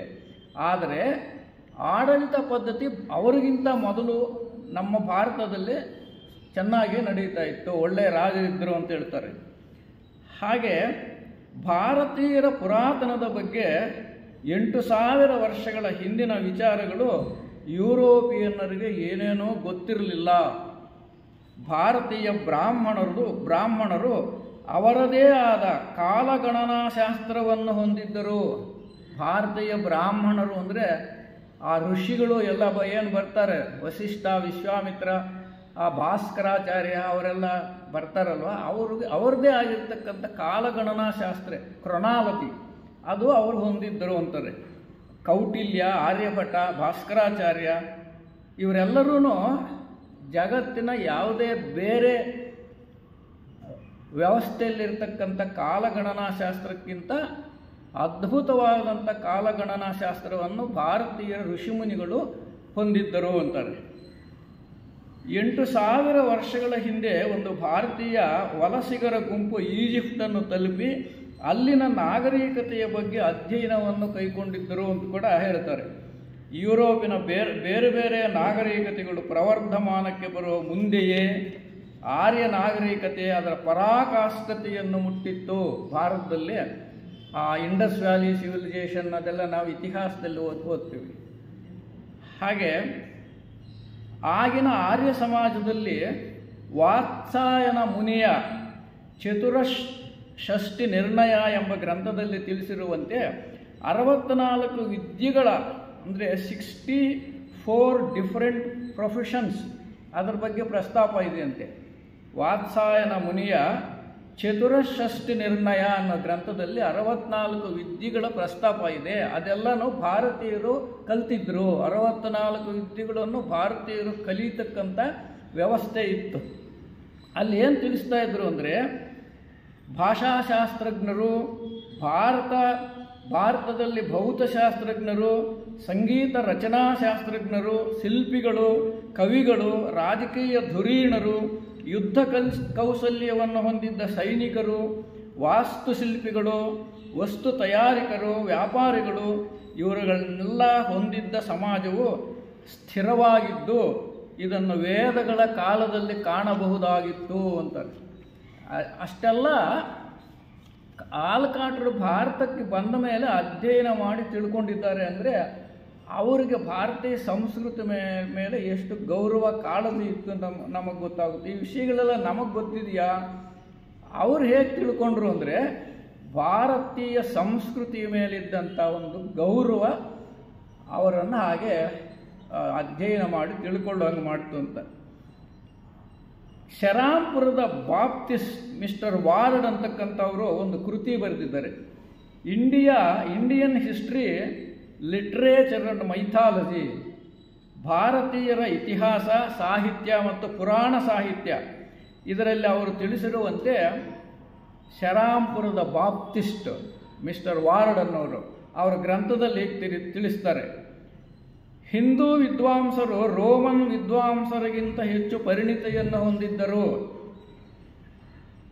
ಮುಂದುವರೆದು ಆಲ್ಕಾಟರು ತಮ್ಮ ಉಪನ್ಯಾಸದಲ್ಲಿ ಭಾರತವನ್ನು ಕುರಿತು ಹೀಗೆ ಹೇಳ್ತಾರೆ, ನೀವು ಆಂಗ್ಲ ವಿದ್ಯಾಭ್ಯಾಸದ ಅಲ್ಪಜ್ಞಾನದಿಂದ, ಅಂದರೆ ಖಂಡ ಪಾಂಡಿತ್ಯದಿಂದ, ಸ್ಮ್ಯಾಟರಿಂಗ್ ಆಫ್ ಇಂಗ್ಲೀಷ್ ಎಜುಕೇಷನ್, ನಿಮ್ಮ ತನವನ್ನು ಮರೆತಿದ್ದೀರಿ. ಯುರೋಪಿನ ವಿದ್ಯಾಭ್ಯಾಸ ಪದ್ಧತಿಗೆ ಅಂಟಿಕೊಂಡು ನಿಮ್ಮ ತನವನ್ನು ನೀವು ಮರೀತಾ ಇದ್ದೀರಿ. ನೀವು ಆಂಗ್ಲ ವಿದ್ಯಾಭ್ಯಾಸದ ಅಲ್ಪಜ್ಞಾನದಿಂದ ನಿಮ್ಮ ತನವನ್ನು ಮರೆತಿದ್ದೀರಿ. ನಿಮ್ಮ ಪೂರ್ವಜರು ಗುಪ್ತ ವಿದ್ಯೆಯಲ್ಲಿ, ಅಂದರೆ ಅಕಲ್ಟ್ ಸೈನ್ಸ್, ಅತ್ಯಂತ ಪರಿಣಿತಿಯನ್ನು ಹೊಂದಿದ್ದರು. ಅದು ಉದಾಹರಣೆನೂ ಹೇಳ್ತಾರೆ. ಅಂದರೆ ಇಲ್ಲಿ ನಮಗೆ ಗೊತ್ತಾಗುತ್ತೆ, ಮಹಾಭಾರತ ರಾಮಾಯಣಗಳನ್ನು ಆಲ್ಕಾಟರು ಇಲ್ಲಿಗೆ ಬಂದ ಮೇಲೆ ಅಧ್ಯಯನ ಮಾಡಿ ಅರ್ಥ ಮಾಡ್ಕೊಂಡಿದ್ದಾರೆ. ಅವರೊಂದು ಉದಾಹರಣೆ ಹೇಳ್ತಾರೆ, ನಮ್ಮ ಹಿಂದಿನ ಕಾಲದ ಭಾರತೀಯರು ಅಕಲ್ಟ್ ಸೈನ್ಸಲ್ಲಿ, ಅಂದರೆ ಗುಪ್ತ ವಿದ್ಯೆಯಲ್ಲಿ ಎಷ್ಟರ ಮಟ್ಟಿಗೆ ಪರಿಣಿತಿಯನ್ನು ಹೊಂದಿದ್ದರು ಅಂತ. ಮಹಾಭಾರತದಲ್ಲಿ ಸಂಜಯ ಭಗವದ್ಗೀತೆಯಲ್ಲಿ ಬರತಕ್ಕಂಥದ್ದು. ಸಂಜಯ ಏನು ಅವನಿಗೆ ಗೊತ್ತಿದ್ದಂಥ ತಾಂತ್ರಿಕತೆ ಅಂದರೆ, ಗುಪ್ತವಿದ್ಯೆ ಅಂದರೆ ಕುರುಕ್ಷೇತ್ರದಲ್ಲಿ ಎಲ್ಲೋ ನಡೀತಾ ಇದ್ದಂಥ ಯುದ್ಧ, ಅರಮನೆಯಲ್ಲಿ ಕುರುಡನಾದ ಧೃತರಾಷ್ಟ್ರನ ಮುಂದೆ ಕೂತ್ಕೊಂಡು ಅಲ್ಲಿಂದ ಏನು ನಡೀತಾ ಇದೆಯೋ ಗ್ರಹಿಸಿ ಧೃತರಾಷ್ಟ್ರನ ಹೇಳ್ತಕ್ಕಂಥ ಒಂದು ಆತ್ಮವಿದ್ಯೆ, ಏನು ನಾವು ಅಕಲ್ಟ್ ಸೈನ್ಸ್ ಅಂತೀವೋ ಆ ಜ್ಞಾನ ಸಂಜಯನಿಗೆ ಆಗಲೇ ಅವನು ಕಲ್ತಿದ್ದ. ಅಂದರೆ ವಿಜ್ಞಾನ ತಂತ್ರಜ್ಞಾನದಲ್ಲಿ ನಮ್ಮವರೇನು ಕಡಿಮೆ ಇರಲಿಲ್ಲ ಅಂತ ಹೇಳ್ತಾರೆ. ಇದನ್ನು ಹೇಳ್ತಾ ಇರೋರು ಒಬ್ಬ ವಿದೇಶಿಯಾಗಿರ್ತಕ್ಕಂಥ ಆಲ್ಕಾಟರು ಭಾಳ ಚೆನ್ನಾಗಿ ಹೇಳ್ತಾರೆ. ಭಗವದ್ಗೀತೆಯಲ್ಲಿ ಸಂಜಯ ಮತ್ತು ಶಂಕರಾಚಾರ್ಯರ ಪರಕಾಯ ಪ್ರವೇಶ, ಶಂಕರಾಚಾರ್ಯರು ತಮ್ಮ ಶರೀರವನ್ನು ಬಿಟ್ಟು ಇನ್ಯಾವುದೋ ಶರೀರದಲ್ಲಿ ಹೋಗ್ತಕ್ಕಂಥ ತಂತ್ರಜ್ಞಾನವನ್ನು ಕಲ್ತಿದ್ರು ಅಂತಕ್ಕಂಥದ್ದು. ಮತ್ತು ಅಷ್ಟಸಿದ್ಧಿಗಳ ಬಗ್ಗೆ ಪ್ರಸ್ತಾಪ ಮಾಡ್ತಾರೆ. ಅಷ್ಟಸಿದ್ಧಿಗಳು ಅಂದ ತಕ್ಷಣ ಹನುಮಂತ ನಮಗೆ ಜ್ಞಾಪಕ ಬರ್ತಾನೆ. ಹನುಮಂತನಿಗೆ ಅಷ್ಟಸಿದ್ಧಿಗಳು ಗೊತ್ತಿತ್ತಂತೆ. ಆ ಲಂಕೆಗೆ ಹೋದಾಗ ಅಲ್ಲೆಲ್ಲ ವಿವರವಾಗಿ, ಸುಂದರಕಾಂಡದಲ್ಲಿ ಬಹಳ ವಿವರವಾಗಿ ರಾಮಾಯಣದಲ್ಲಿ ಬರೀತಾರೆ ಅಷ್ಟಸಿದ್ಧಿಗಳನ್ನು ಅಲ್ಲಿ ಹೇಗೆ ಹನುಮಂತ ಉಪಯೋಗಿಸಿದ ಅಂತಕ್ಕಂಥದ್ದು. ಅಷ್ಟಸಿದ್ಧಿಗಳ ಬಗ್ಗೆ ಇಲ್ಲಿ ಪ್ರಸ್ತಾಪ ಮಾಡ್ತಾರೆ. ಅಣಿಮ ಅಂದರೆ ಸೂಕ್ಷ್ಮ ರೂಪವನ್ನು ಧರಿಸ್ತಕ್ಕಂಥದ್ದು, ಮಹಿಮ ಅಂದರೆ ದೊಡ್ಡ ರೂಪವನ್ನು ಧರಿಸ್ತಕ್ಕಂಥದ್ದು, ಗರಿಮ ಅಂದರೆ ಭಾರವಾಗ್ತಕ್ಕಂಥದ್ದು, ಲಘಿಮ ಅಂದರೆ ಹಗರವಾಗ್ತಕ್ಕಂಥದ್ದು, ಪ್ರಾಪ್ತಿ ಪಡೆಯಲು ಅಸಾಧ್ಯವಾದದನ್ನು ಪಡೆಯುವುದು, ಪ್ರಾಕಾಮ್ಯ ಸ್ವಲ್ಪವನ್ನು ವಿಪುಲವಾಗಿ ವಿವರಿಸುವುದು, ಈಸತ್ವ ಎಲ್ಲೆಲ್ಲಿಯೂ ಪ್ರಭಾವವನ್ನು ಬೀರುವುದು, ವಸಿತ್ವ ಇಂದ್ರಿಯ ನಿಗ್ರಹ ಇವೆಲ್ಲನೂ ಭಾರತೀಯರಿಗೆ ಗೊತ್ತಿತ್ತು.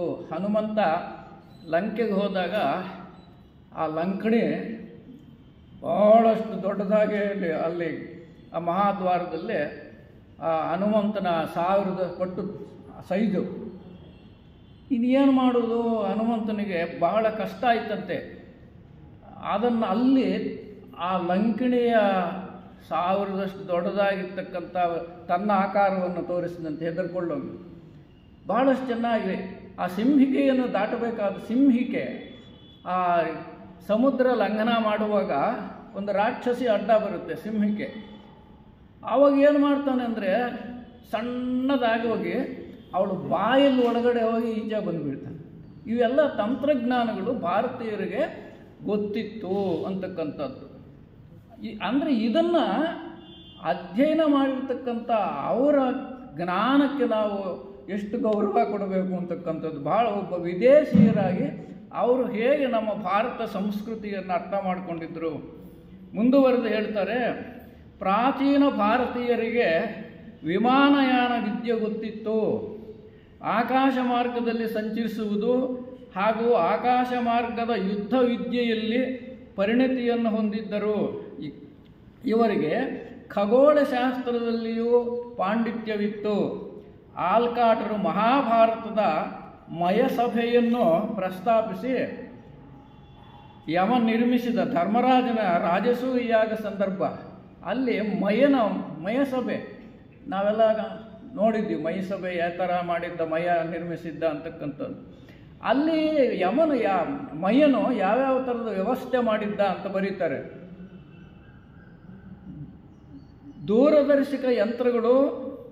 ದೂರದರ್ಶಕ ಯಂತ್ರಗಳ ಜೊತೆಗೆ ಗಡಿಯಾರಗಳು ಮತ್ತು ಯಾಂತ್ರಿಕವಾಗಿ ಹಾಡುವ ಪಕ್ಷಿಗಳು ಮತ್ತು ಮಾತನಾಡುವ ಪ್ರಾಣಿಗಳು, ಆರ್ಟಿಕ್ಯುಲೇಟಿಂಗ್ ಆ್ಯಂಡ್ ಸ್ಪೀಕಿಂಗ್ ಅನಿಮಲ್ಸ್ ಅವರು ಬರೀತಾರೆ. ಅದು ಅಂದರೆ ಅವರು ಎಷ್ಟು ಚೆನ್ನಾಗಿ ಅರ್ಥ ಮಾಡ್ಕೊಂಡಿದ್ದಾರೆ ಅದನ್ನು. ಇವನ್ನೆಲ್ಲ ಮಯ ನಿರ್ಮಿಸಿದ್ದ. ಇಲ್ಲಿ ಒಂದು ನಾವು ಮುಖ್ಯವಾದ ವಿಷಯವನ್ನು ಗಮನಿಸಿದರೆ, ದುರ್ಯೋಧನನ ಪಾಡನ್ನು ನೋಡಿದರೆ ದ್ರೌಪದಿ ಅಲ್ಲಿ ನಕ್ಕಳು ಅಂತಕ್ಕಂಥ ಇದನ್ನು ನಾನೇ ಸೇರಿಸಿದ್ದೀನಿ. ಅಲ್ಲಿ ನಾವೆಲ್ಲ ನಾಟಕ ಸಿನಿಮಾದಲ್ಲಿ ನೋಡಿದ್ವಿ. ಮಯಸಭೆಯಲ್ಲಿ ಅವನು ಬರಬೇಕಾದ್ರೆ ಅಲ್ಲಿ ಬಹಳಷ್ಟು ವಿಚಿತ್ರಗಳಿರುತ್ತೆ. ಚಾಪೆ ಅಂತ ಅಲ್ಲಿ ಒಂದು ರತ್ನಕಂಬಳಿ ಅಂತ ಅವನಿಟ್ರೆ ನೀರಲ್ಲಿ ಬಿದ್ದೋಗ್ತಾನೆ. ಅಲ್ಲಿ ದ್ರೌಪದಿ ನಗ್ತಾಳೆ ಅಂತ. ಆದರೆ ದ್ರೌಪದಿ ಇಲ್ಲಿ ನಾನು ಈ ಥರ ನೋಡಿ. ಆದರೆ ಅಯೋನಿಜೆಯು ಸುಸಂಸ್ಕೃತಳೂ ಆದ ರಾಜಕನ್ಯೆಯು ತನ್ನ ದಾಯಾದಿಯು ಹಿರಿಯನೂ ಆದ ದುರ್ಯೋಧನನ್ನು ನೋಡಿ ನಗುವಂತಹ ನೀಚ ಹೆಣ್ಣಾಗಿರಲಿಲ್ಲ. ನಿಜವಾಗಿಯೂ ಅಲ್ಲಿ ನಕ್ಕಿದ್ದು ಪರಿಚಾರಿಕೆಯ ರೂಪದಲ್ಲಿದ್ದ ಹೆಣ್ಣು ಮಕ್ಕಳ ಬೊಂಬೆಗಳು, ಡ್ಯಾಮ್ಸಲ್ಸ್. ಆ ಬೊಂಬೆಗಳು ನೋಡಿ ನಕ್ಕಿದ್ದಷ್ಟೇ, ದ್ರೌಪದಿ ನಕ್ಕಲಿಲ್ಲ. ದ್ರೌಪದಿ ನಗುವಷ್ಟು ಹೀನ ಹೆಣ್ಣಾಗಿರಲಿಲ್ಲ. ಇದನ್ನು ನಾವು ಅರ್ಥ ಮಾಡ್ಕೋಬೇಕು. ಭಾರತೀಯರ ಒಬ್ಬ ಸ್ತ್ರೀ ಎಷ್ಟರ ಮಟ್ಟಿಗೆ ಗೌರವಯುತವಾಗಿ ಬಾಳ್ತಾ ಇದ್ರು ಆ ಕಾಲದಲ್ಲಿ ಅಂತಕ್ಕಂಥದ್ದು. ಹಾಗಾಗಿ ಇಲ್ಲಿ ನಮಗೇನು ಗೊತ್ತಾಗುತ್ತೆ ಅಂದರೆ, ಇದು ಶಿಲ್ಪಿ ಮಯನ ತಂತ್ರಜ್ಞಾನದ ಪ್ರತಿಭೆ ಎಂದು ನಾವು ಗುರುತಿಸಿಕೊಳ್ಳಬೇಕಾಗುತ್ತದೆ. ಮುಂದೆ ಆಲ್ಕಾಟರು ಪೌರಾತ್ಯ ಮತ್ತು ಪಾಶ್ಚಿಮಾತ್ಯ ದಾರ್ಶನಿಕರ ಬೋಧನೆಗಳ ಬಗ್ಗೆ ಪ್ರಸ್ತಾಪ ಮಾಡ್ತಾರೆ. ಪೌರಾತ್ಯ ಬೋಧನೆಗಳು, ಪಾಶ್ಚಿಮಾತ್ಯ ಬೋಧನೆಗಳ ಬಗ್ಗೆ ವ್ಯತ್ಯಾಸ. ಪಾಶ್ಚಿಮಾತ್ಯರಾದ Pythagoras, Socrates, Plato, Aristotle, Homer, Zeno, Hesiod, Cicero, Varro ಮತ್ತು ವರ್ಜಿಲ್ ಮುಂತಾದವರ ಬೋಧನೆಗಳ ಮೇಲೆ ಪೌರಾತ್ಯ ದಾರ್ಶನಿಕರಾದ ವಾಲ್ಮೀಕಿ, ವೇದವ್ಯಾಸ, ಕಪಿಲ, ಗೌತಮ, ಪತಂಜಲಿ, ಕಣಾದ, ಜೈಮಿನಿ, ನಾರದ ಮುನಿ, ಪಾಣಿನಿ, ಮರೀಚಿ ಇವರ ಪ್ರಭಾವವಿರುವುದನ್ನು ನಾವು ಗಮನಿಸಬಹುದು ಅಂತಾರೆ. ಎಲ್ಲ ಪಾಶ್ಚಿಮಾತ್ಯ ದಾರ್ಶನಿಕರ ಮೇಲೆ ನಮ್ಮ ಭಾರತೀಯ ದಾರ್ಶನಿಕರ ಪ್ರಭಾವ ಇದೆ. ಅಂದರೆ ಮೊದಲು ಬಂದವರೆಲ್ಲ ಭಾರತೀಯರೇ, ಋಷಿಮುನಿಗಳೆಲ್ಲ ಭಾರತೀಯರೇ, ಅವರ ಮಾರ್ಗದರ್ಶನದ ಮೇಲೇ ಇವರೆಲ್ಲ ಮುಂದೆ ಆಧ್ಯಾತ್ಮ ಜ್ಞಾನದಲ್ಲಿ ಮುಂದುವರೆದರು ಅಂತಕ್ಕಂಥದ್ದು. ಇಲ್ಲಿ ಒಂದು ಉದಾಹರಣೆಯನ್ನು ಹೇಳ್ತಾರೆ. ಆಚಾರ್ಯ ಕಣಾದನ ಬಗ್ಗೆ ತಿಳಿಯುವುದಾದರೆ ಆಧುನಿಕ ವಿಜ್ಞಾನಿ ಅಂದರೆ ಫಾದರ್ ಆಫ್ ಆಟಮ್ಸ್ ಅನ್ನಿಸಿಕೊಂಡಿರುವ ಜಾನ್ ಡಾಲ್ಟನ್ ಸೈನ್ಸ್ ಓದಿರೋರಿಗೆ ಗೊತ್ತಾಗುತ್ತೆ. ಮೊದಲು ಆಟಮ್ಸ್ ಯಾರು ಕಂಡುಹಿಡಿದ್ರು ಅಂದರೆ ಡಾಲ್ಟನ್ ಅಂತ ಹೇಳ್ತೀವಿ. ಅದಕ್ಕೆ ಫಾದರ್ ಆಫ್ ಆಟಮ್ಸ್ ಅಂತಾರೆ ಅದನ್ನು ವಿಜ್ಞಾನದಲ್ಲಿ. ಆತನಿದ್ದಿದ್ದು 1766ರಿಂದ 1844 ಮಧ್ಯೆ. ಆಟಮ್ ಬಗ್ಗೆ ಅಂದರೆ ಅಣುವಿನ ಬಗ್ಗೆ ಆಧುನಿಕವಾಗಿ ಮೊದಲು ತಿಳಿಸಿದವನು ಇವನು. ಪಾಶ್ಚಿಮಾತ್ಯ ವಿಜ್ಞಾನಿ 170 ವರ್ಷಗಳ ಹಿಂದೆ ಇದ್ದವನು. ಯಾರು? John Dalton.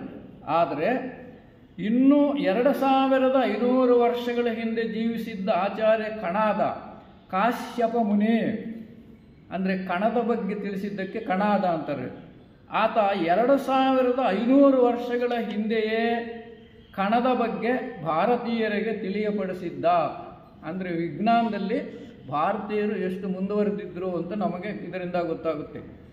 ಭಾರತೀಯ ತತ್ವಶಾಸ್ತ್ರದಲ್ಲಿ ಕಣಾದನ ಬಗ್ಗೆ ನಮಗೆ ಹೀಗೆ ತಿಳಿದು ಬರುತ್ತದೆ. Acharya Kanada, also known as Kashyapa, the son of Kashyapa muni, an ancient Indian philosopher, formulated the theory of atoms 2500 years ago.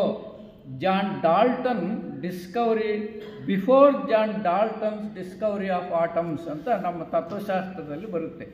ಅಂದರೆ 170 ವರ್ಷಗಳ ಹಿಂದೆ ಡಾಲ್ಟನ್ನು ಅದು ಆಟಮ್ಸನ್ನು ಕಂಡುಹಿಡಿದು ಫಾದರ್ ಆಫ್ ಆಟಮ್ಸ್ ಅನ್ಸ್ಕೊಂಡ. 2000 ವರ್ಷಗಳ ಹಿಂದೆ ಕಣಾದ ಈ ಕಣಗಳ ಬಗ್ಗೆ ನಮಗೆ ಭಾರತೀಯ ತತ್ವಜ್ಞಾನದಲ್ಲಿ, ನಮ್ಮ ತತ್ವಶಾಸ್ತ್ರದಲ್ಲಿ ತಿಳಿಪಡಿಸ್ತಾನೆ ಅಂತ.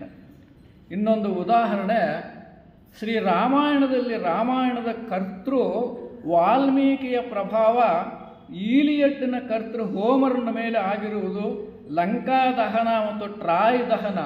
ಈ ಎರಡನ್ನು ಓದಿದರೆ ನಾವು ಗೊತ್ತಾಗುತ್ತೆ ರಾಮಾಯಣ ಮೊದಲು ಬಂದಿದ್ದು. ಈಲಿಯಡ್ನಲ್ಲಿ ಟ್ರಾಯ್ ದಹನ ಅಂತ ಬರುತ್ತೆ.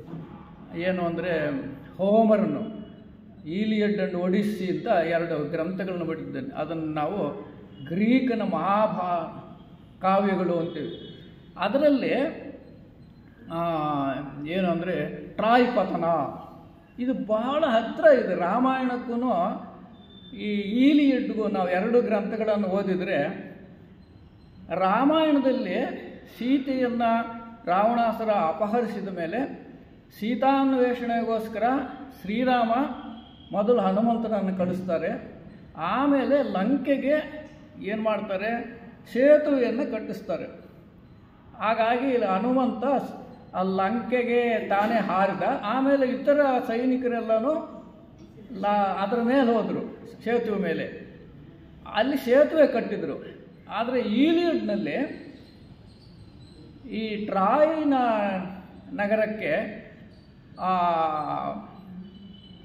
ದಾರಿ ಮಾಡಬೇಕಾದ್ರೆ ಹಡಗಿನಲ್ಲಿ ಹೋಗ್ತಾರೆ ಅವರು. ಅಂದರೆ ಈ ಹಡಗು ಕಟ್ಟತಕ್ಕಂಥ ಒಂದು ವಿಧಾನ ರಾಮಾಯಣದಲ್ಲಿ ಇಲ್ಲ. ಅಂದರೆ ಮೊದಲು ಬಂದಿದ್ದು ರಾಮಾಯಣ, ಇದರಿಂದ ನಮಗೆ ಗೊತ್ತಾಗುತ್ತೆ ಮೊದಲು ಬಂದಿದ್ದು ರಾಮಾಯಣ ಅಂತ. ಹೆಲೆನ್ ಆಫ್ ಟ್ರಾಯ್ ಅಂತ ಬರುತ್ತೆ, ನೀವು ಇಂಗ್ಲೀಷ್ ಲಿಟ್ರೇಚರ್ ಓದಿದ್ರೆ ಗೊತ್ತಾಗುತ್ತೆ. ಆ ಹೆಲೆನ್ ಅನ್ನೋರು the most beautiful lady of those times as compared to that of Sita. ಸೀತೆಯನ್ನು ರಾವಣಾಸುರ ಎತ್ಕೊಂಡು ಹೋದಂಗೆ ಆ ಟ್ರಾಯ್ ನಗರದ ರಾಜ ಪ್ಯಾರಿಸ್ ಅನ್ನೋನು ಆ ಹೆಲೆನ್ನೆಲ್ಲ ಎತ್ಕೊಂಡು ಹೋದ. ರಾಮ ಸೀತೆ ಹುಡುಕೋದಕ್ಕೆ ಸುಗ್ರೀವನ ಸಹಾಯ ಪಡ್ಕೊಂಡು ಹನುಮಂತನನ್ನು ಕಳಿಸಿದ. ಆಮೇಲೆ ವಾರಧಿ ಅಂದರೆ ಸೇತುವೆ ಕಟ್ಟಿದ್ರು, ಇದೆಲ್ಲ ಬರುತ್ತೆ. ಅಲ್ಲಿನೂ ಒಬ್ಬ ಆಂಜನೇಯನ ಥರ ಹುಡ್ಕೊಂಡು ಹೋಗ್ತಾನೆ, ಯೂಲಿಸಿಸ್ ಅಂತ. ಯೂಲಿಸಿಸ್ ಅನ್ನೋನು ಹನುಮಂತ ಹನುಮಂತನಿಗೆ ಅಷ್ಟಸಿದ್ಧಿಗಳ ಜ್ಞಾನ ಇದ್ದಿದ್ದರಿಂದ ಆರ್ಕೊಂಡು ಹೊಟ್ಟೋದ. ಆದರೆ ಯೂಲಿಸಿಸ್ಗೆ ಅದಿಲ್ಲ. ಅದಕ್ಕೆ ಅವನು ಹಡಗಿನಲ್ಲಿ ಹೋದ. ಹಡಗಿನಲ್ಲಿ ಹೋಗಿ ಅಲ್ಲಿ ಹೋದ. ಅಲ್ಲೇನಾಯಿತು, ಅವನು ಕರ್ಕೊಂಡು ಹೋಗಿದ್ದ. ಒಂದು 7-8 ಜನ ಹೋಗಿದ್ದರು. ಅಲ್ಲಿ ಟ್ರಾಯ್ ನಗರದ ಒಳಗಡೆ ಹೋಗ್ತಾರೆ, ಅದೆಲ್ಲ ದೊಡ್ಡ ಕತೆ ಬರುತ್ತೆ. ಇಲ್ಲಿ ವ್ಯತ್ಯಾಸ ಏನು ಅಂದರೆ, ಹನುಮಂತ ಒಬ್ಬನೇ ಹೋಗಿದ್ದು, ಧೈರ್ಯಶಾಲಿ, ಅಷ್ಟಸಿದ್ಧಿಗಳ ಸಾಧನೆ ಮಾಡಿದವನು. ಯೂಲಿಸಿಸ್ಗೆ ಆ ಸಾಮರ್ಥ್ಯ ಇರಲಿಲ್ಲ. ಇನ್ನೊಂದು ಬಹಳ ಮುಖ್ಯವಾದ ವಿಷಯ, ನಾವು ಭಾರತೀಯ ಸಂಸ್ಕೃತಿಗೂ ಗ್ರೀಕ್ ಸಂಸ್ಕೃತಿಗೂ ವ್ಯತ್ಯಾಸ ಏನಂದರೆ, ಸೀತೆಯನ್ನು ಕಂಡುಕೊಂಡು ಬಂದ ಮೇಲೆ ಯುದ್ಧದಲ್ಲಿ ರಾವಣಾಸುರನ್ನು ಸಂಹಾರ ಮಾಡಿ ಸೀತೆಯನ್ನು ಒಪ್ಪಿಸಿ ವಾಪಸ್ ಕರ್ಕೊಂಡ್ಬಂದ ರಾಮ. ಅಲ್ಲಿ ಏನಾಯಿತು ಅಂದರೆ, ಇಷ್ಟೆಲ್ಲ ಆದಮೇಲೆ ಹೆಲೆನ್ ಅನ್ನಂಥ ಬ್ಯೂಟಿಫುಲ್ ಲೇಡಿ ವಾಪಸ್ ಬರಲಿಲ್ಲ. ಅವನು ಯಾರು, ಪ್ಯಾರಿಸ್ ಅನ್ನುವಂಥ ತಮ್ಮ ಒಬ್ಬಿದ್ದ, ಅವನು ಮದುವೆ ಮಾಡಿಕೊಂಡು. ಇಷ್ಟೆಲ್ಲ ಆದಮೇಲೆ ನೋಡಿ, ಭಾರತೀಯ ಸಂಸ್ಕೃತಿಗೂ ನಮ್ಮ ಭಾರತೀಯ ಒಬ್ಬ ಸ್ತ್ರೀ ಪಾವಿತ್ರ್ಯತೆಗೂ ಒಬ್ಬ ವಿದೇಶಿ ಸ್ತ್ರೀ ಬಗ್ಗೆ ನಾವು ಅಧ್ಯಯನ ಮಾಡಿದ್ರೆ ವ್ಯತ್ಯಾಸ ಹೇಗೆ ಅಂತ. ಅಷ್ಟೆಲ್ಲ ಕಷ್ಟಪಟ್ಟುಕೊಂಡು ಅವರನ್ನು ಯುದ್ಧ ಮಾಡಿ ಅಲ್ಲಿ ಸೋಲಿಸಿ ಟ್ರಾಯ್ ಪತನ ಅಂತ ಬರುತ್ತೆ. ಹನುಮಂತನ ಲಂಕೆಯನ್ನು ಸುಟ್ಟ ಹಾಗೆ ಯೂಲಿಯಸ್ ಟ್ರಾಯನ್ನು ಸುಟ್ಕೊಂಡ್ಬಂದ. ಆದ್ರೂ ಆಗಿದ್ದು ಪರಿಣಾಮ ಏನು? ಸೀತೆ ಜನ್ಮಾಂತರಗಳಿಗೂ ರಾಮನೇ ನನ್ನ ಗಂಡ ಅಂತ ಬರ್ತಾಳೆ. ಆದರೆ ಅವ ಹೆಲ್ಲೆನ್ನು ಬರಲಿಲ್ಲ. ಇದು ನಮ್ಮ ಭಾರತೀಯ ಸಂಸ್ಕೃತಿಗೂ ಇತರ ವಿದೇಶಿ ಸಂಸ್ಕೃತಿಗೂ ಇರತಕ್ಕಂಥ ವ್ಯತ್ಯಾಸ. ಇದನ್ನೆಲ್ಲ ನಾವು ಭಾರತೀಯರಾಗಿರ್ತಕ್ಕಂಥ ನಾವು ಗ್ರಹಿಸಬೇಕು ಅಂತಕ್ಕಂಥದ್ದು ಇಲ್ಲಿನ ಬಹಳ ಮುಖ್ಯವಾದ ವಿಷಯ. ಹಾಗೆ ನಾವು ಇದರಿಂದ ಏನು ಗೊತ್ತಾಗುತ್ತೆ ಅಂದರೆ, ರಾಮಾಯಣನೇ ಮೊದಲು ಬಂದಿದ್ದು. ರಾಮಾಯಣ ಈಲಿಯಡ್ ಅಂತ ಒಡಿಸ್ಸಿ ಗ್ರಂಥಗಳಿಗಿಂತ ಶ್ರೇಷ್ಠವಾಗಿರ್ತಕ್ಕಂಥದ್ದು ಅಂತಕ್ಕಂಥದ್ದು. ಇದನ್ನೆಲ್ಲ ನಾವು ಅಧ್ಯಯನ ಮಾಡಿದಾಗ ಆರ್ಯರಾದ ಭಾರತೀಯರು ಜಗತ್ತಿನ ಆಧ್ಯಾತ್ಮಿಕ, ಸಾಂಸ್ಕೃತಿಕ, ಸಾಹಿತ್ಯಿಕ ಕ್ಷೇತ್ರಗಳಲ್ಲಿ ಮುಂಚೂಣಿಯಲ್ಲಿದ್ದರು ಮತ್ತು ಈಗಲೂ ಭಾರತೀಯರು ಈ ಕ್ಷೇತ್ರಗಳ ವಿಷಯದಲ್ಲಿ ಜಗತ್ತಿಗೆ ಮಾರ್ಗದರ್ಶಿಗಳಾಗಬೇಕಾದವರು ಅಂತಾರೆ ಆಲ್ಕಾಟ್ರು. ನೀವೇನಪ್ಪ ದಾರಿ, ನೀವೇ ಬರಬೇಕು ಅಂತಾರೆ. ಭಾರತದ ಗತಕಾಲದ ವೈಭವ ಮತ್ತು ವಿಶಿಷ್ಟತೆಯನ್ನು ಭಾರತೀಯರಿಗೆ ಜ್ಞಾಪಿಸಿ ಅವರನ್ನು ಮುಂದೆ ಥಿಯಾಸಫಿ ಜ್ಞಾನಕ್ಕೆ, ಪ್ರಚಾರಕ್ಕೆ ಅನುಗೊಳಿಸುವುದೇ ಆಲ್ಕಾಟ್ರ ಮುಖ್ಯ ಉದ್ದೇಶವಾಗಿತ್ತು. ಹಾಗಾಗೇ ಭಾರತೀಯರಿಗೆ ತಮ್ಮತನವನ್ನು ಪರಿಚಯ ಮಾಡತಕ್ಕಂಥ ಕೆಲಸ ಆಲ್ಕಾಟ್ರು ಮಾಡಿದರು. ಇಷ್ಟೆಲ್ಲ ಏನಿದು ಇಂಡಿಯಾ ಪಾಸ್ಟ್, ಇಷ್ಟೆಲ್ಲ ಒಳ್ಳೆಯ ಸಾಧನೆ ಮಾಡಿದಂಥ ಭಾರತ ಅಂತ ಅವರೇ ನಮಗೆ ಪರಿಚಯ ಮಾಡ್ತಾರೆ. ಈಗ ಪ್ರೆಸೆಂಟ್ ಅಂದರೆ ಆಲ್ಕಾಟ್ರು ಬೊಂಬಾಯಿಗೆ ಬಂದಂಥ ಸಮಯ, ನಾವು ಅಲ್ಲಿಗೆ ಹೋಗಬೇಕು, ಅಲ್ಲಿದ್ದರೆ ನಮ್ಗೆ ಗೊತ್ತಾಗುತ್ತೆ. ಅವ್ರು ಹೇಳ್ತಾರೆ, ಇಂದು ಅಂದರೆ ಭಾರತದಲ್ಲಿ ಥಿಯೋಸಾಫಿಕಲ್ ಸೊಸೈಟಿ ಕಾರ್ಯಚಟುವಟಿಕೆಗಳು ಬೊಂಬಾಯಿಯಲ್ಲಿ ನಡೆಯುತ್ತಿದ್ದಾಗ ಆಲ್ಕಾಟ್ರು ತಮ್ಮ ಉಪನ್ಯಾಸವನ್ನು ಮುಂದುವರಿಸಿ, ಭಾರತದ ವರ್ತಮಾನ ಕಾಲದ ವಿದ್ಯಮಾನಗಳನ್ನು ಗಮನಿಸಿದರೆ ಈಗೇನಾಗ್ತಾ ಇದೆ ಭಾರತದಲ್ಲಿ ಅಂತಂದರೆ, ಪುರಾತನ ಜ್ಞಾನ ಸಾಗರಗಳಾದ ಋಷಿ ಮುನಿಗಳನ್ನು ನೆನೆಸಿಕೊಂಡರೆ, ನೋಡಿ ಅಂಥ ಭಾಷೆ ಬಳಸ್ತಾರೆ ಅವರು, ಪುರಾತನ ಕಾಲದ ಜ್ಞಾನ ಸಾಗರಗಳಾದ ಋಷಿ ಮುನಿಗಳನ್ನು ನಾವು ಈಗ ನೆನೆಸಿಕೊಂಡ್ರೆ ಯಾರಿಗಾದರೂ ದುಃಖವಾಗದೇ ಇರಬಹುದು. ಅಂತಹ ಸಾಧನೆ ಮಾಡಿದ್ದಂಥ ಋಷಿಮುನಿಗಳಿದ್ದಂಥ ಭಾರತ ಈಗ ನೆನೆಸ್ಕೊಂಡ್ರೆ ನಮಗೆ ದುಃಖ ಆಗುತ್ತಪ್ಪ ಅಂತಾರೆ. ಇಂತಹ ಋಷಿಮುನಿಗಳಿಗೆ ಸಂತತಿಗೆ ಸೇರಿದ ಭಾರತೀಯರು ಯುರೋಪಿಯನ್ನರು ಭಾರತಕ್ಕೆ ಆಗಮಿಸಿದ ನಂತರ ಅವರ ಆಂಗ್ಲ ಭಾಷಾ ಶಿಕ್ಷಣ ಪದ್ಧತಿಗೆ ಅಡಿಯಾಳುಗಳಾಗಿ ತಮ್ಮ ತನವನ್ನು ಕಳೆದುಕೊಂಡು ಹತಾಶರಾಗಿದ್ದಾರೆ. ಭಾರತದ ಬ್ರಾಹ್ಮಣರ ಆರ್ಯಜ್ಞಾನದ ಖಜಾನೆ ಖಾಲಿಯಾಗಿದೆ. ಏನು ಜ್ಞಾನ ಇತ್ತೋ ಅದೆಲ್ಲ ಖಾಲಿ ಆಗೋಗಿದೆಯಪ್ಪ, ಈಗ ಅದರ ಬಗ್ಗೆ ನಿಮಗೆ ಕಾಳಜಿ ಇಲ್ಲ. ಇಂದು ಭಾರತೀಯರು ತಮ್ಮ ತನವನ್ನು ಕಳೆದುಕೊಂಡು ಹೆಳವರಂತಾಗಿದ್ದಾರೆ. ಭಾರತದ ಜನಸಂಖ್ಯೆ ಆಹಾರದ ಉತ್ಪನ್ನಕ್ಕಿಂತ ಹೆಚ್ಚಾಗಿ ಬೆಳೆಯುತ್ತಿದೆ. ಈ ಸಮಸ್ಯೆ ಇದೆ ನಮ್ಮಲ್ಲಿ ಈಗಲೂ.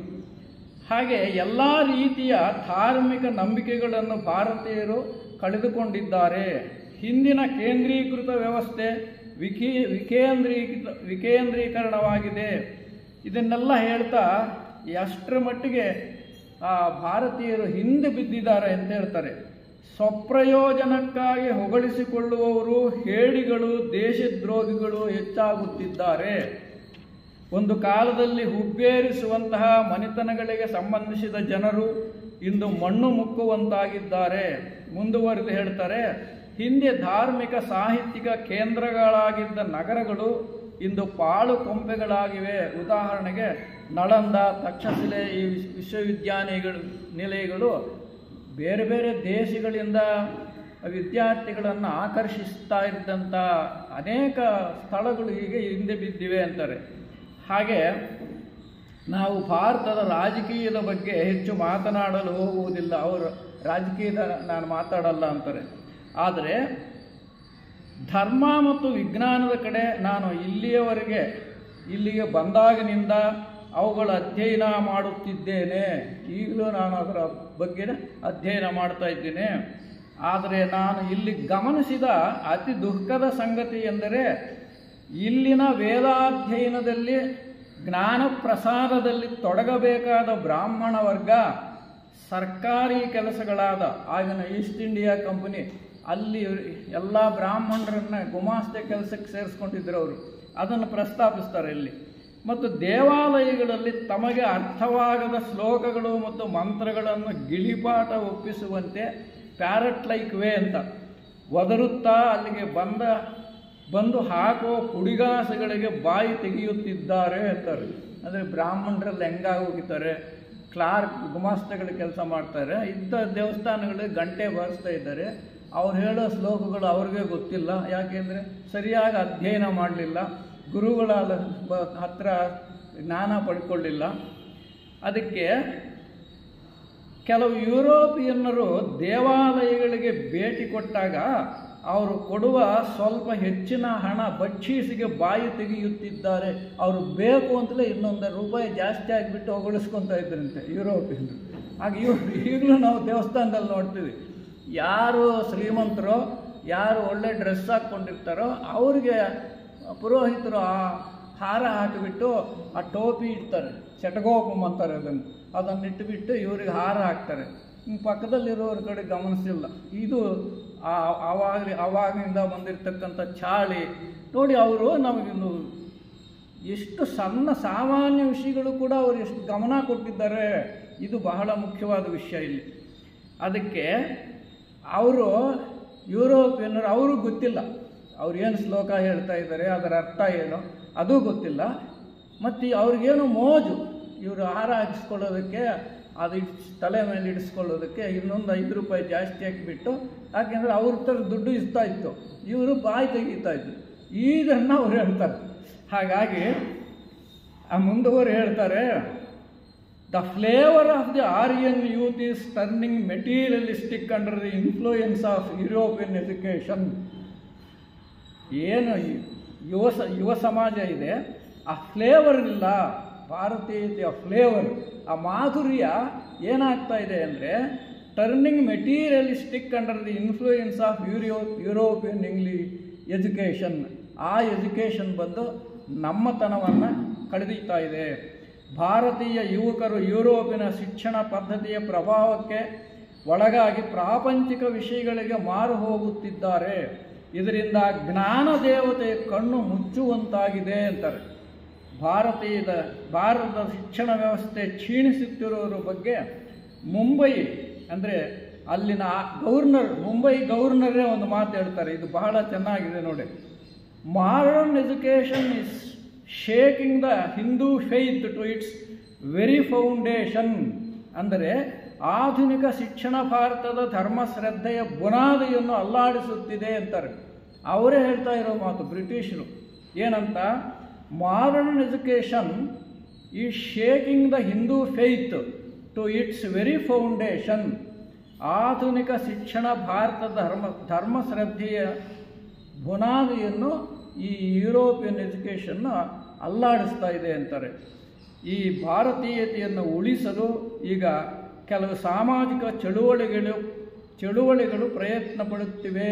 ಆಗ್ತಾನೆ ಆ ಥಿಯೋಸಾಫಿಕಲ್ ಸೊಸೈಟಿ ಭಾರತಕ್ಕೆ ಬಂದಾಗ ಇಂಡಿಯನ್ ಸ್ಟ್ರಗಲ್ ಫಾರ್ ಇಂಡಿಪೆಂಡೆನ್ಸ್, ಆ ಭಾರತದ ಏನು ಸ್ವಾತಂತ್ರ್ಯ ಯುದ್ಧ ನಡೀತಾ ಇರಬೇಕಾದ್ರೆ ಅನೇಕ ಸಂಘ ಸಂಸ್ಥೆಗಳು, ಧಾರ್ಮಿಕ ಸಂಘ ಸಂಸ್ಥೆಗಳು ನಮ್ಮ ಭಾರತದಲ್ಲಿ ಹುಟ್ಟುಕೊಂಡವು. ಅವುಗಳ ಬಗ್ಗೆನೂ ಪ್ರಸ್ತಾಪ ಮಾಡ್ತಾರೆ. ಬ್ರಹ್ಮ ಸಮಾಜ, ಪ್ರಾರ್ಥನಾ ಸಮಾಜ, ಆರ್ಯ ಸಮಾಜ ಮತ್ತು ಇನ್ನೂ ಅಸ್ಪಷ್ಟತೆಯಿಂದ ಕೂಡಿದ ಥಿಯೋಸಾಫಿಕಲ್ ಸೊಸೈಟಿ. ಇನ್ನೂ ಸ್ಪಷ್ಟವಾಗಿ ಫಾರ್ಮೇಷನ್ ಆಗಿರಲಿಲ್ಲ. ಇದು ಬಹಳ ಮುಖ್ಯವಾಗಿ ಆಗ್ತಾನೆ ಕಾಲಿಟ್ಟಿದೆ ಭಾರತಕ್ಕೆ. ಇವೆಲ್ಲ ಪ್ರಯತ್ನ ಮಾಡ್ತಾ ಇದ್ದಾವೆ. ಭಾರತೀಯತೆಯ ಬಗ್ಗೆ ಪ್ರಜ್ಞೆ ಕೊಡ್ತಕ್ಕಂಥ ಪ್ರಯತ್ನಗಳು ಎಲ್ಲ ಭಾರತೀಯ ಸಂಘ ಸಂಸ್ಥೆಗಳು ಮಾಡ್ತಾ ಇದ್ವು ಅವಾಗ. ಯಾವುದು ರಾಮಕೃಷ್ಣ ಮಠ, ಆಮೇಲಿಂದ ಆರ್ಯ ಸಮಾಜ, ಬ್ರಹ್ಮ ಸಮಾಜ, ಪ್ರಾರ್ಥನಾ ಸಮಾಜ, ಇವೆಲ್ಲನೂ ಅದನ್ನೇ ಪ್ರಸ್ತಾಪಿಸ್ತಾರೆ.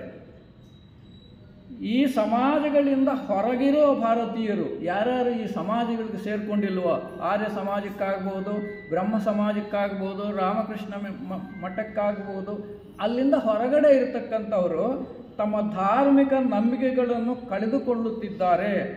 ಈ ಯುವಕರೆಲ್ಲರೂ ಅಮೇರಿಕ ಮತ್ತು ಯುರೋಪಿನ ಶಿಕ್ಷಣದಿಂದ ಪ್ರಭಾವಿತರಾಗಿ ಪ್ರಾಪಂಚಿಕ ಜೀವನಕ್ಕೆ ಕಟ್ಟುಬಿದ್ದು ಆಧ್ಯಾತ್ಮಿಕತೆಯಿಂದ ವಂಚಿತರಾಗುತ್ತಿದ್ದಾರೆ. ಹಾಗಾಗಿ ಅವರಲ್ಲಿ ಭೌತಿಕ ನಿರೀಶ್ವರವಾದ ಬೆಳೆಯುತ್ತಿದೆ. ಮೆಟೀರಿಯಲಿಸ್ಟಿಕ್ ಅಥೀಸಮ್ ಅಂತ ಹೇಳ್ತಾರೆ.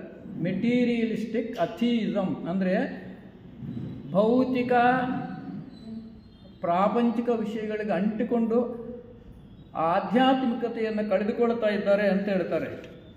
ಹಾಗೆ ಮುಂದೆ ಹೇಳ್ತಾರೆ ಅವರು, ಇಷ್ಟೆಲ್ಲ ಆಗಿದೆ, ಎಲ್ಲ ಭಾರತೀಯರು ತಮ್ಮತನವನ್ನು ಕಳ್ಕೊಂಡಿದ್ದಾರೆ, ಹೀಗೆ ಇರೋದೇನಾ, ವಾಟ್ ನೆಕ್ಸ್ಟ್ ಅಂತ ಹೇಳ್ತಾರೆ. ಅದಕ್ಕೆ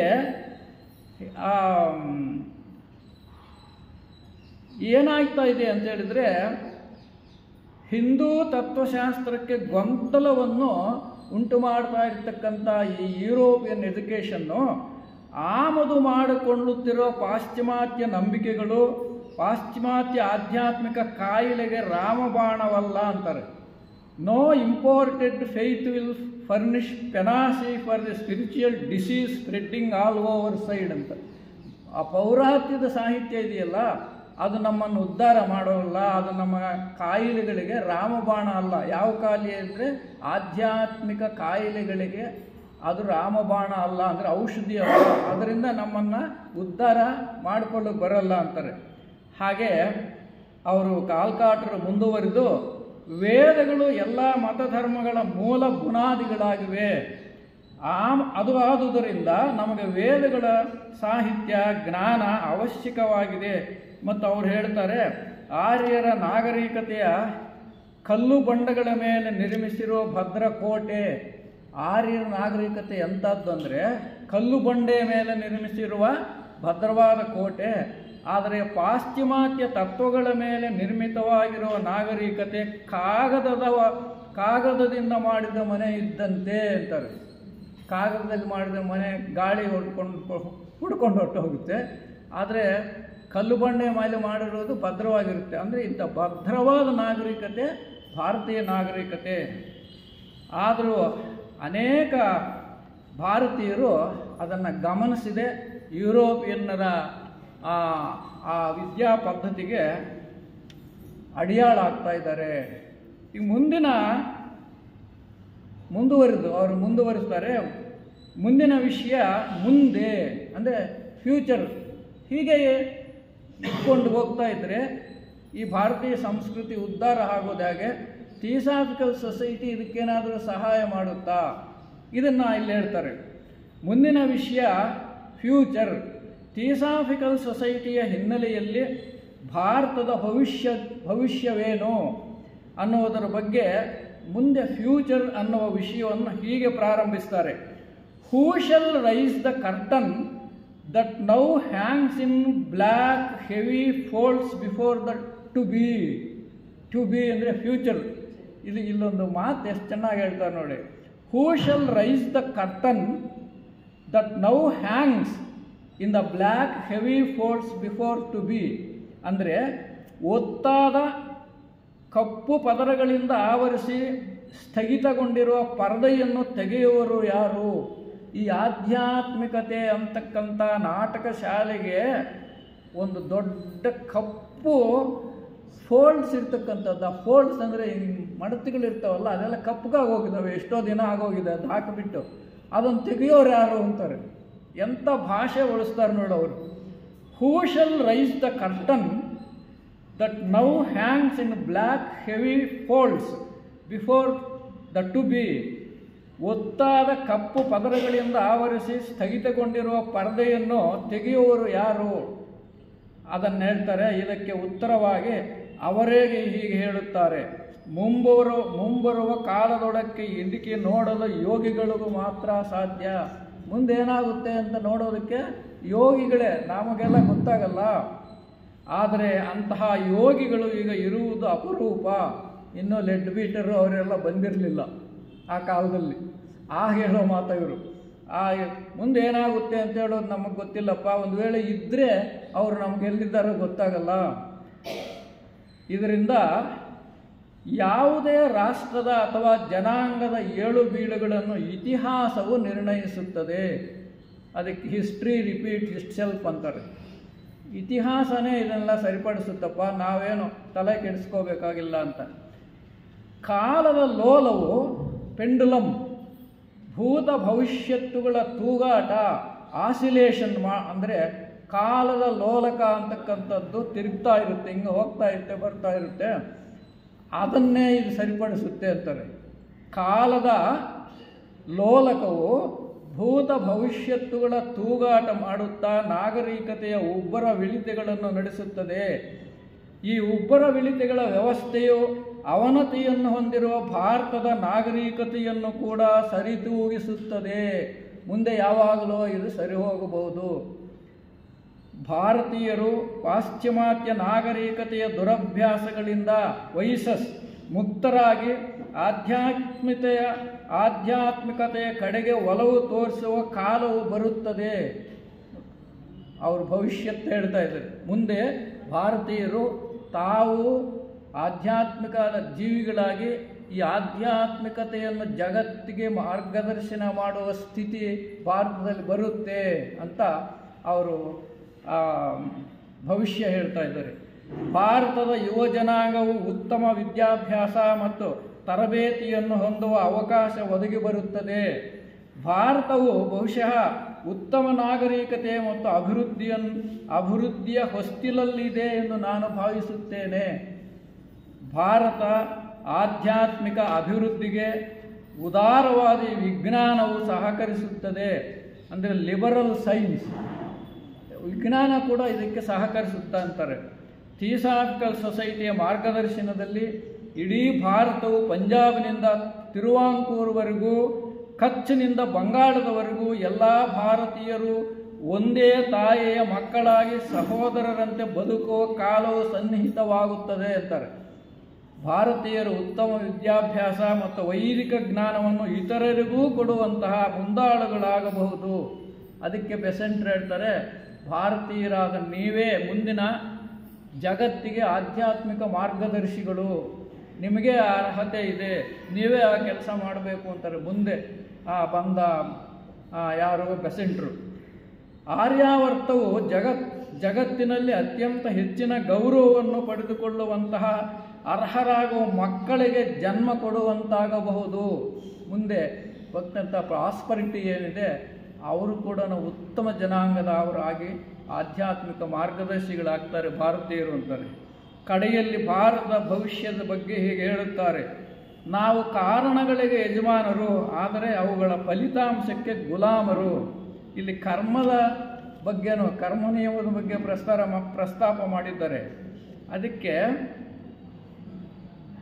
ಕಾಸ್ ಅಂಡ್ ಎಫೆಕ್ಟ್ ಅದ್ರ ಬಗ್ಗೆ ಪ್ರಸ್ತಾಪಿಸ್ತಾರೆ.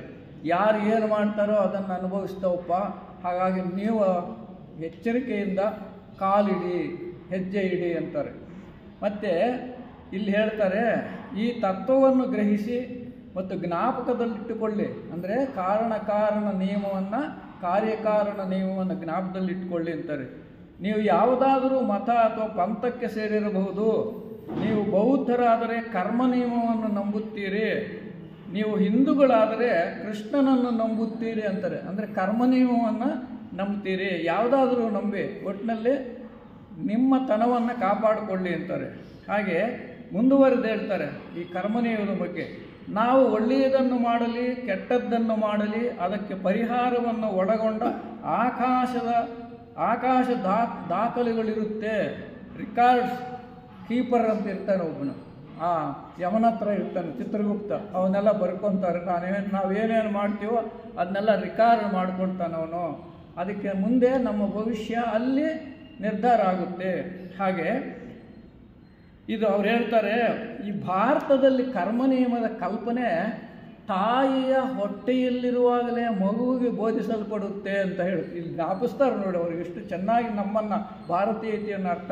ಪ್ರತಿ ತಾಯಿಯು ಕರ್ಮನಿಯಮದ ಬಗ್ಗೆ ಮಗುಗೆ ಹೇಳುತ್ತಂತೆ, ಒಳ್ಳೆಯದು ಮಾಡಪ್ಪ, ಕೆಟ್ಟದ್ದು ಮಾಡಿದ್ರೆ ಮತ್ತೆ ನೀನು ಪಾಪ ಬರುತ್ತೆ, ಅನುಭವಿಸ್ತೀಯ ಅಂತಕ್ಕಂಥ ಕಲ್ಪನೆ ಬೇರೆ ಯಾವ ತಾಯಿ ಮನಸ್ಸಿನಲ್ಲಿ ಇಲ್ಲ ಅಂತಾರೆ.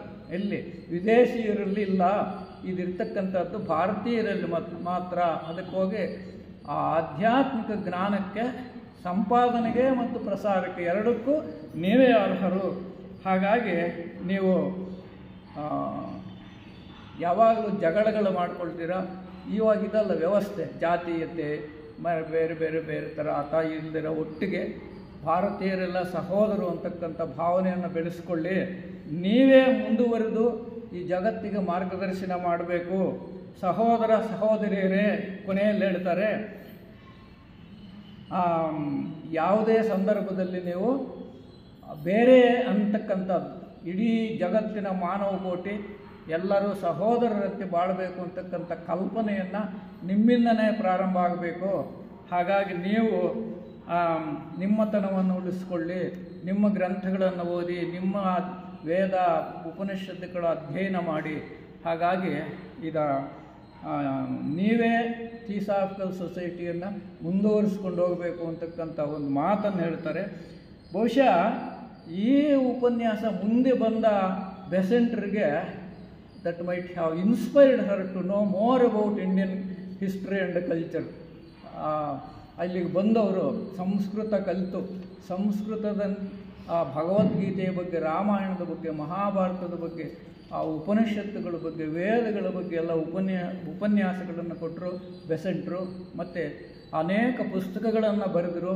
ಅವರು ಹಿಂದೂ ಧರ್ಮದ ಬಗ್ಗೆ ಪುಸ್ತಕ ಬರೆದಿದ್ದಾರೆ, ರಾಮಾಯಣದ ಬಗ್ಗೆ ಬರೆದಿದ್ದಾರೆ, hints on the study of ಭಗವದ್ಗೀತೆಯ ಅಧ್ಯಯನಕ್ಕೆ ಸೂಚನೆಗಳು ಅಂತ ಬರೆದರು.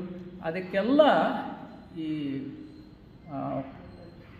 ಇನ್ಸ್ಪೈರ್ ಮಾಡಿದ್ದೇ ಬಹುಶಃ ಆಲ್ಕಾಟ್ರು ಅಂತ ನನಗನ್ನಿಸುತ್ತೆ. ಹಾಗಾಗಿ ಸಹೋದರ ಸಹೋದರಿಯರೇ, ಭಾರತೀಯರಾದ ನಾವು ನಮ್ಮತನವನ್ನು ಕಾಪಾಡಿಕೊಂಡು ಥಿಯೋಸಾಫಿಕಲ್ ಸೊಸೈಟಿ ಮೂಲಕ ಪ್ರಪಂಚದ ಇಡೀ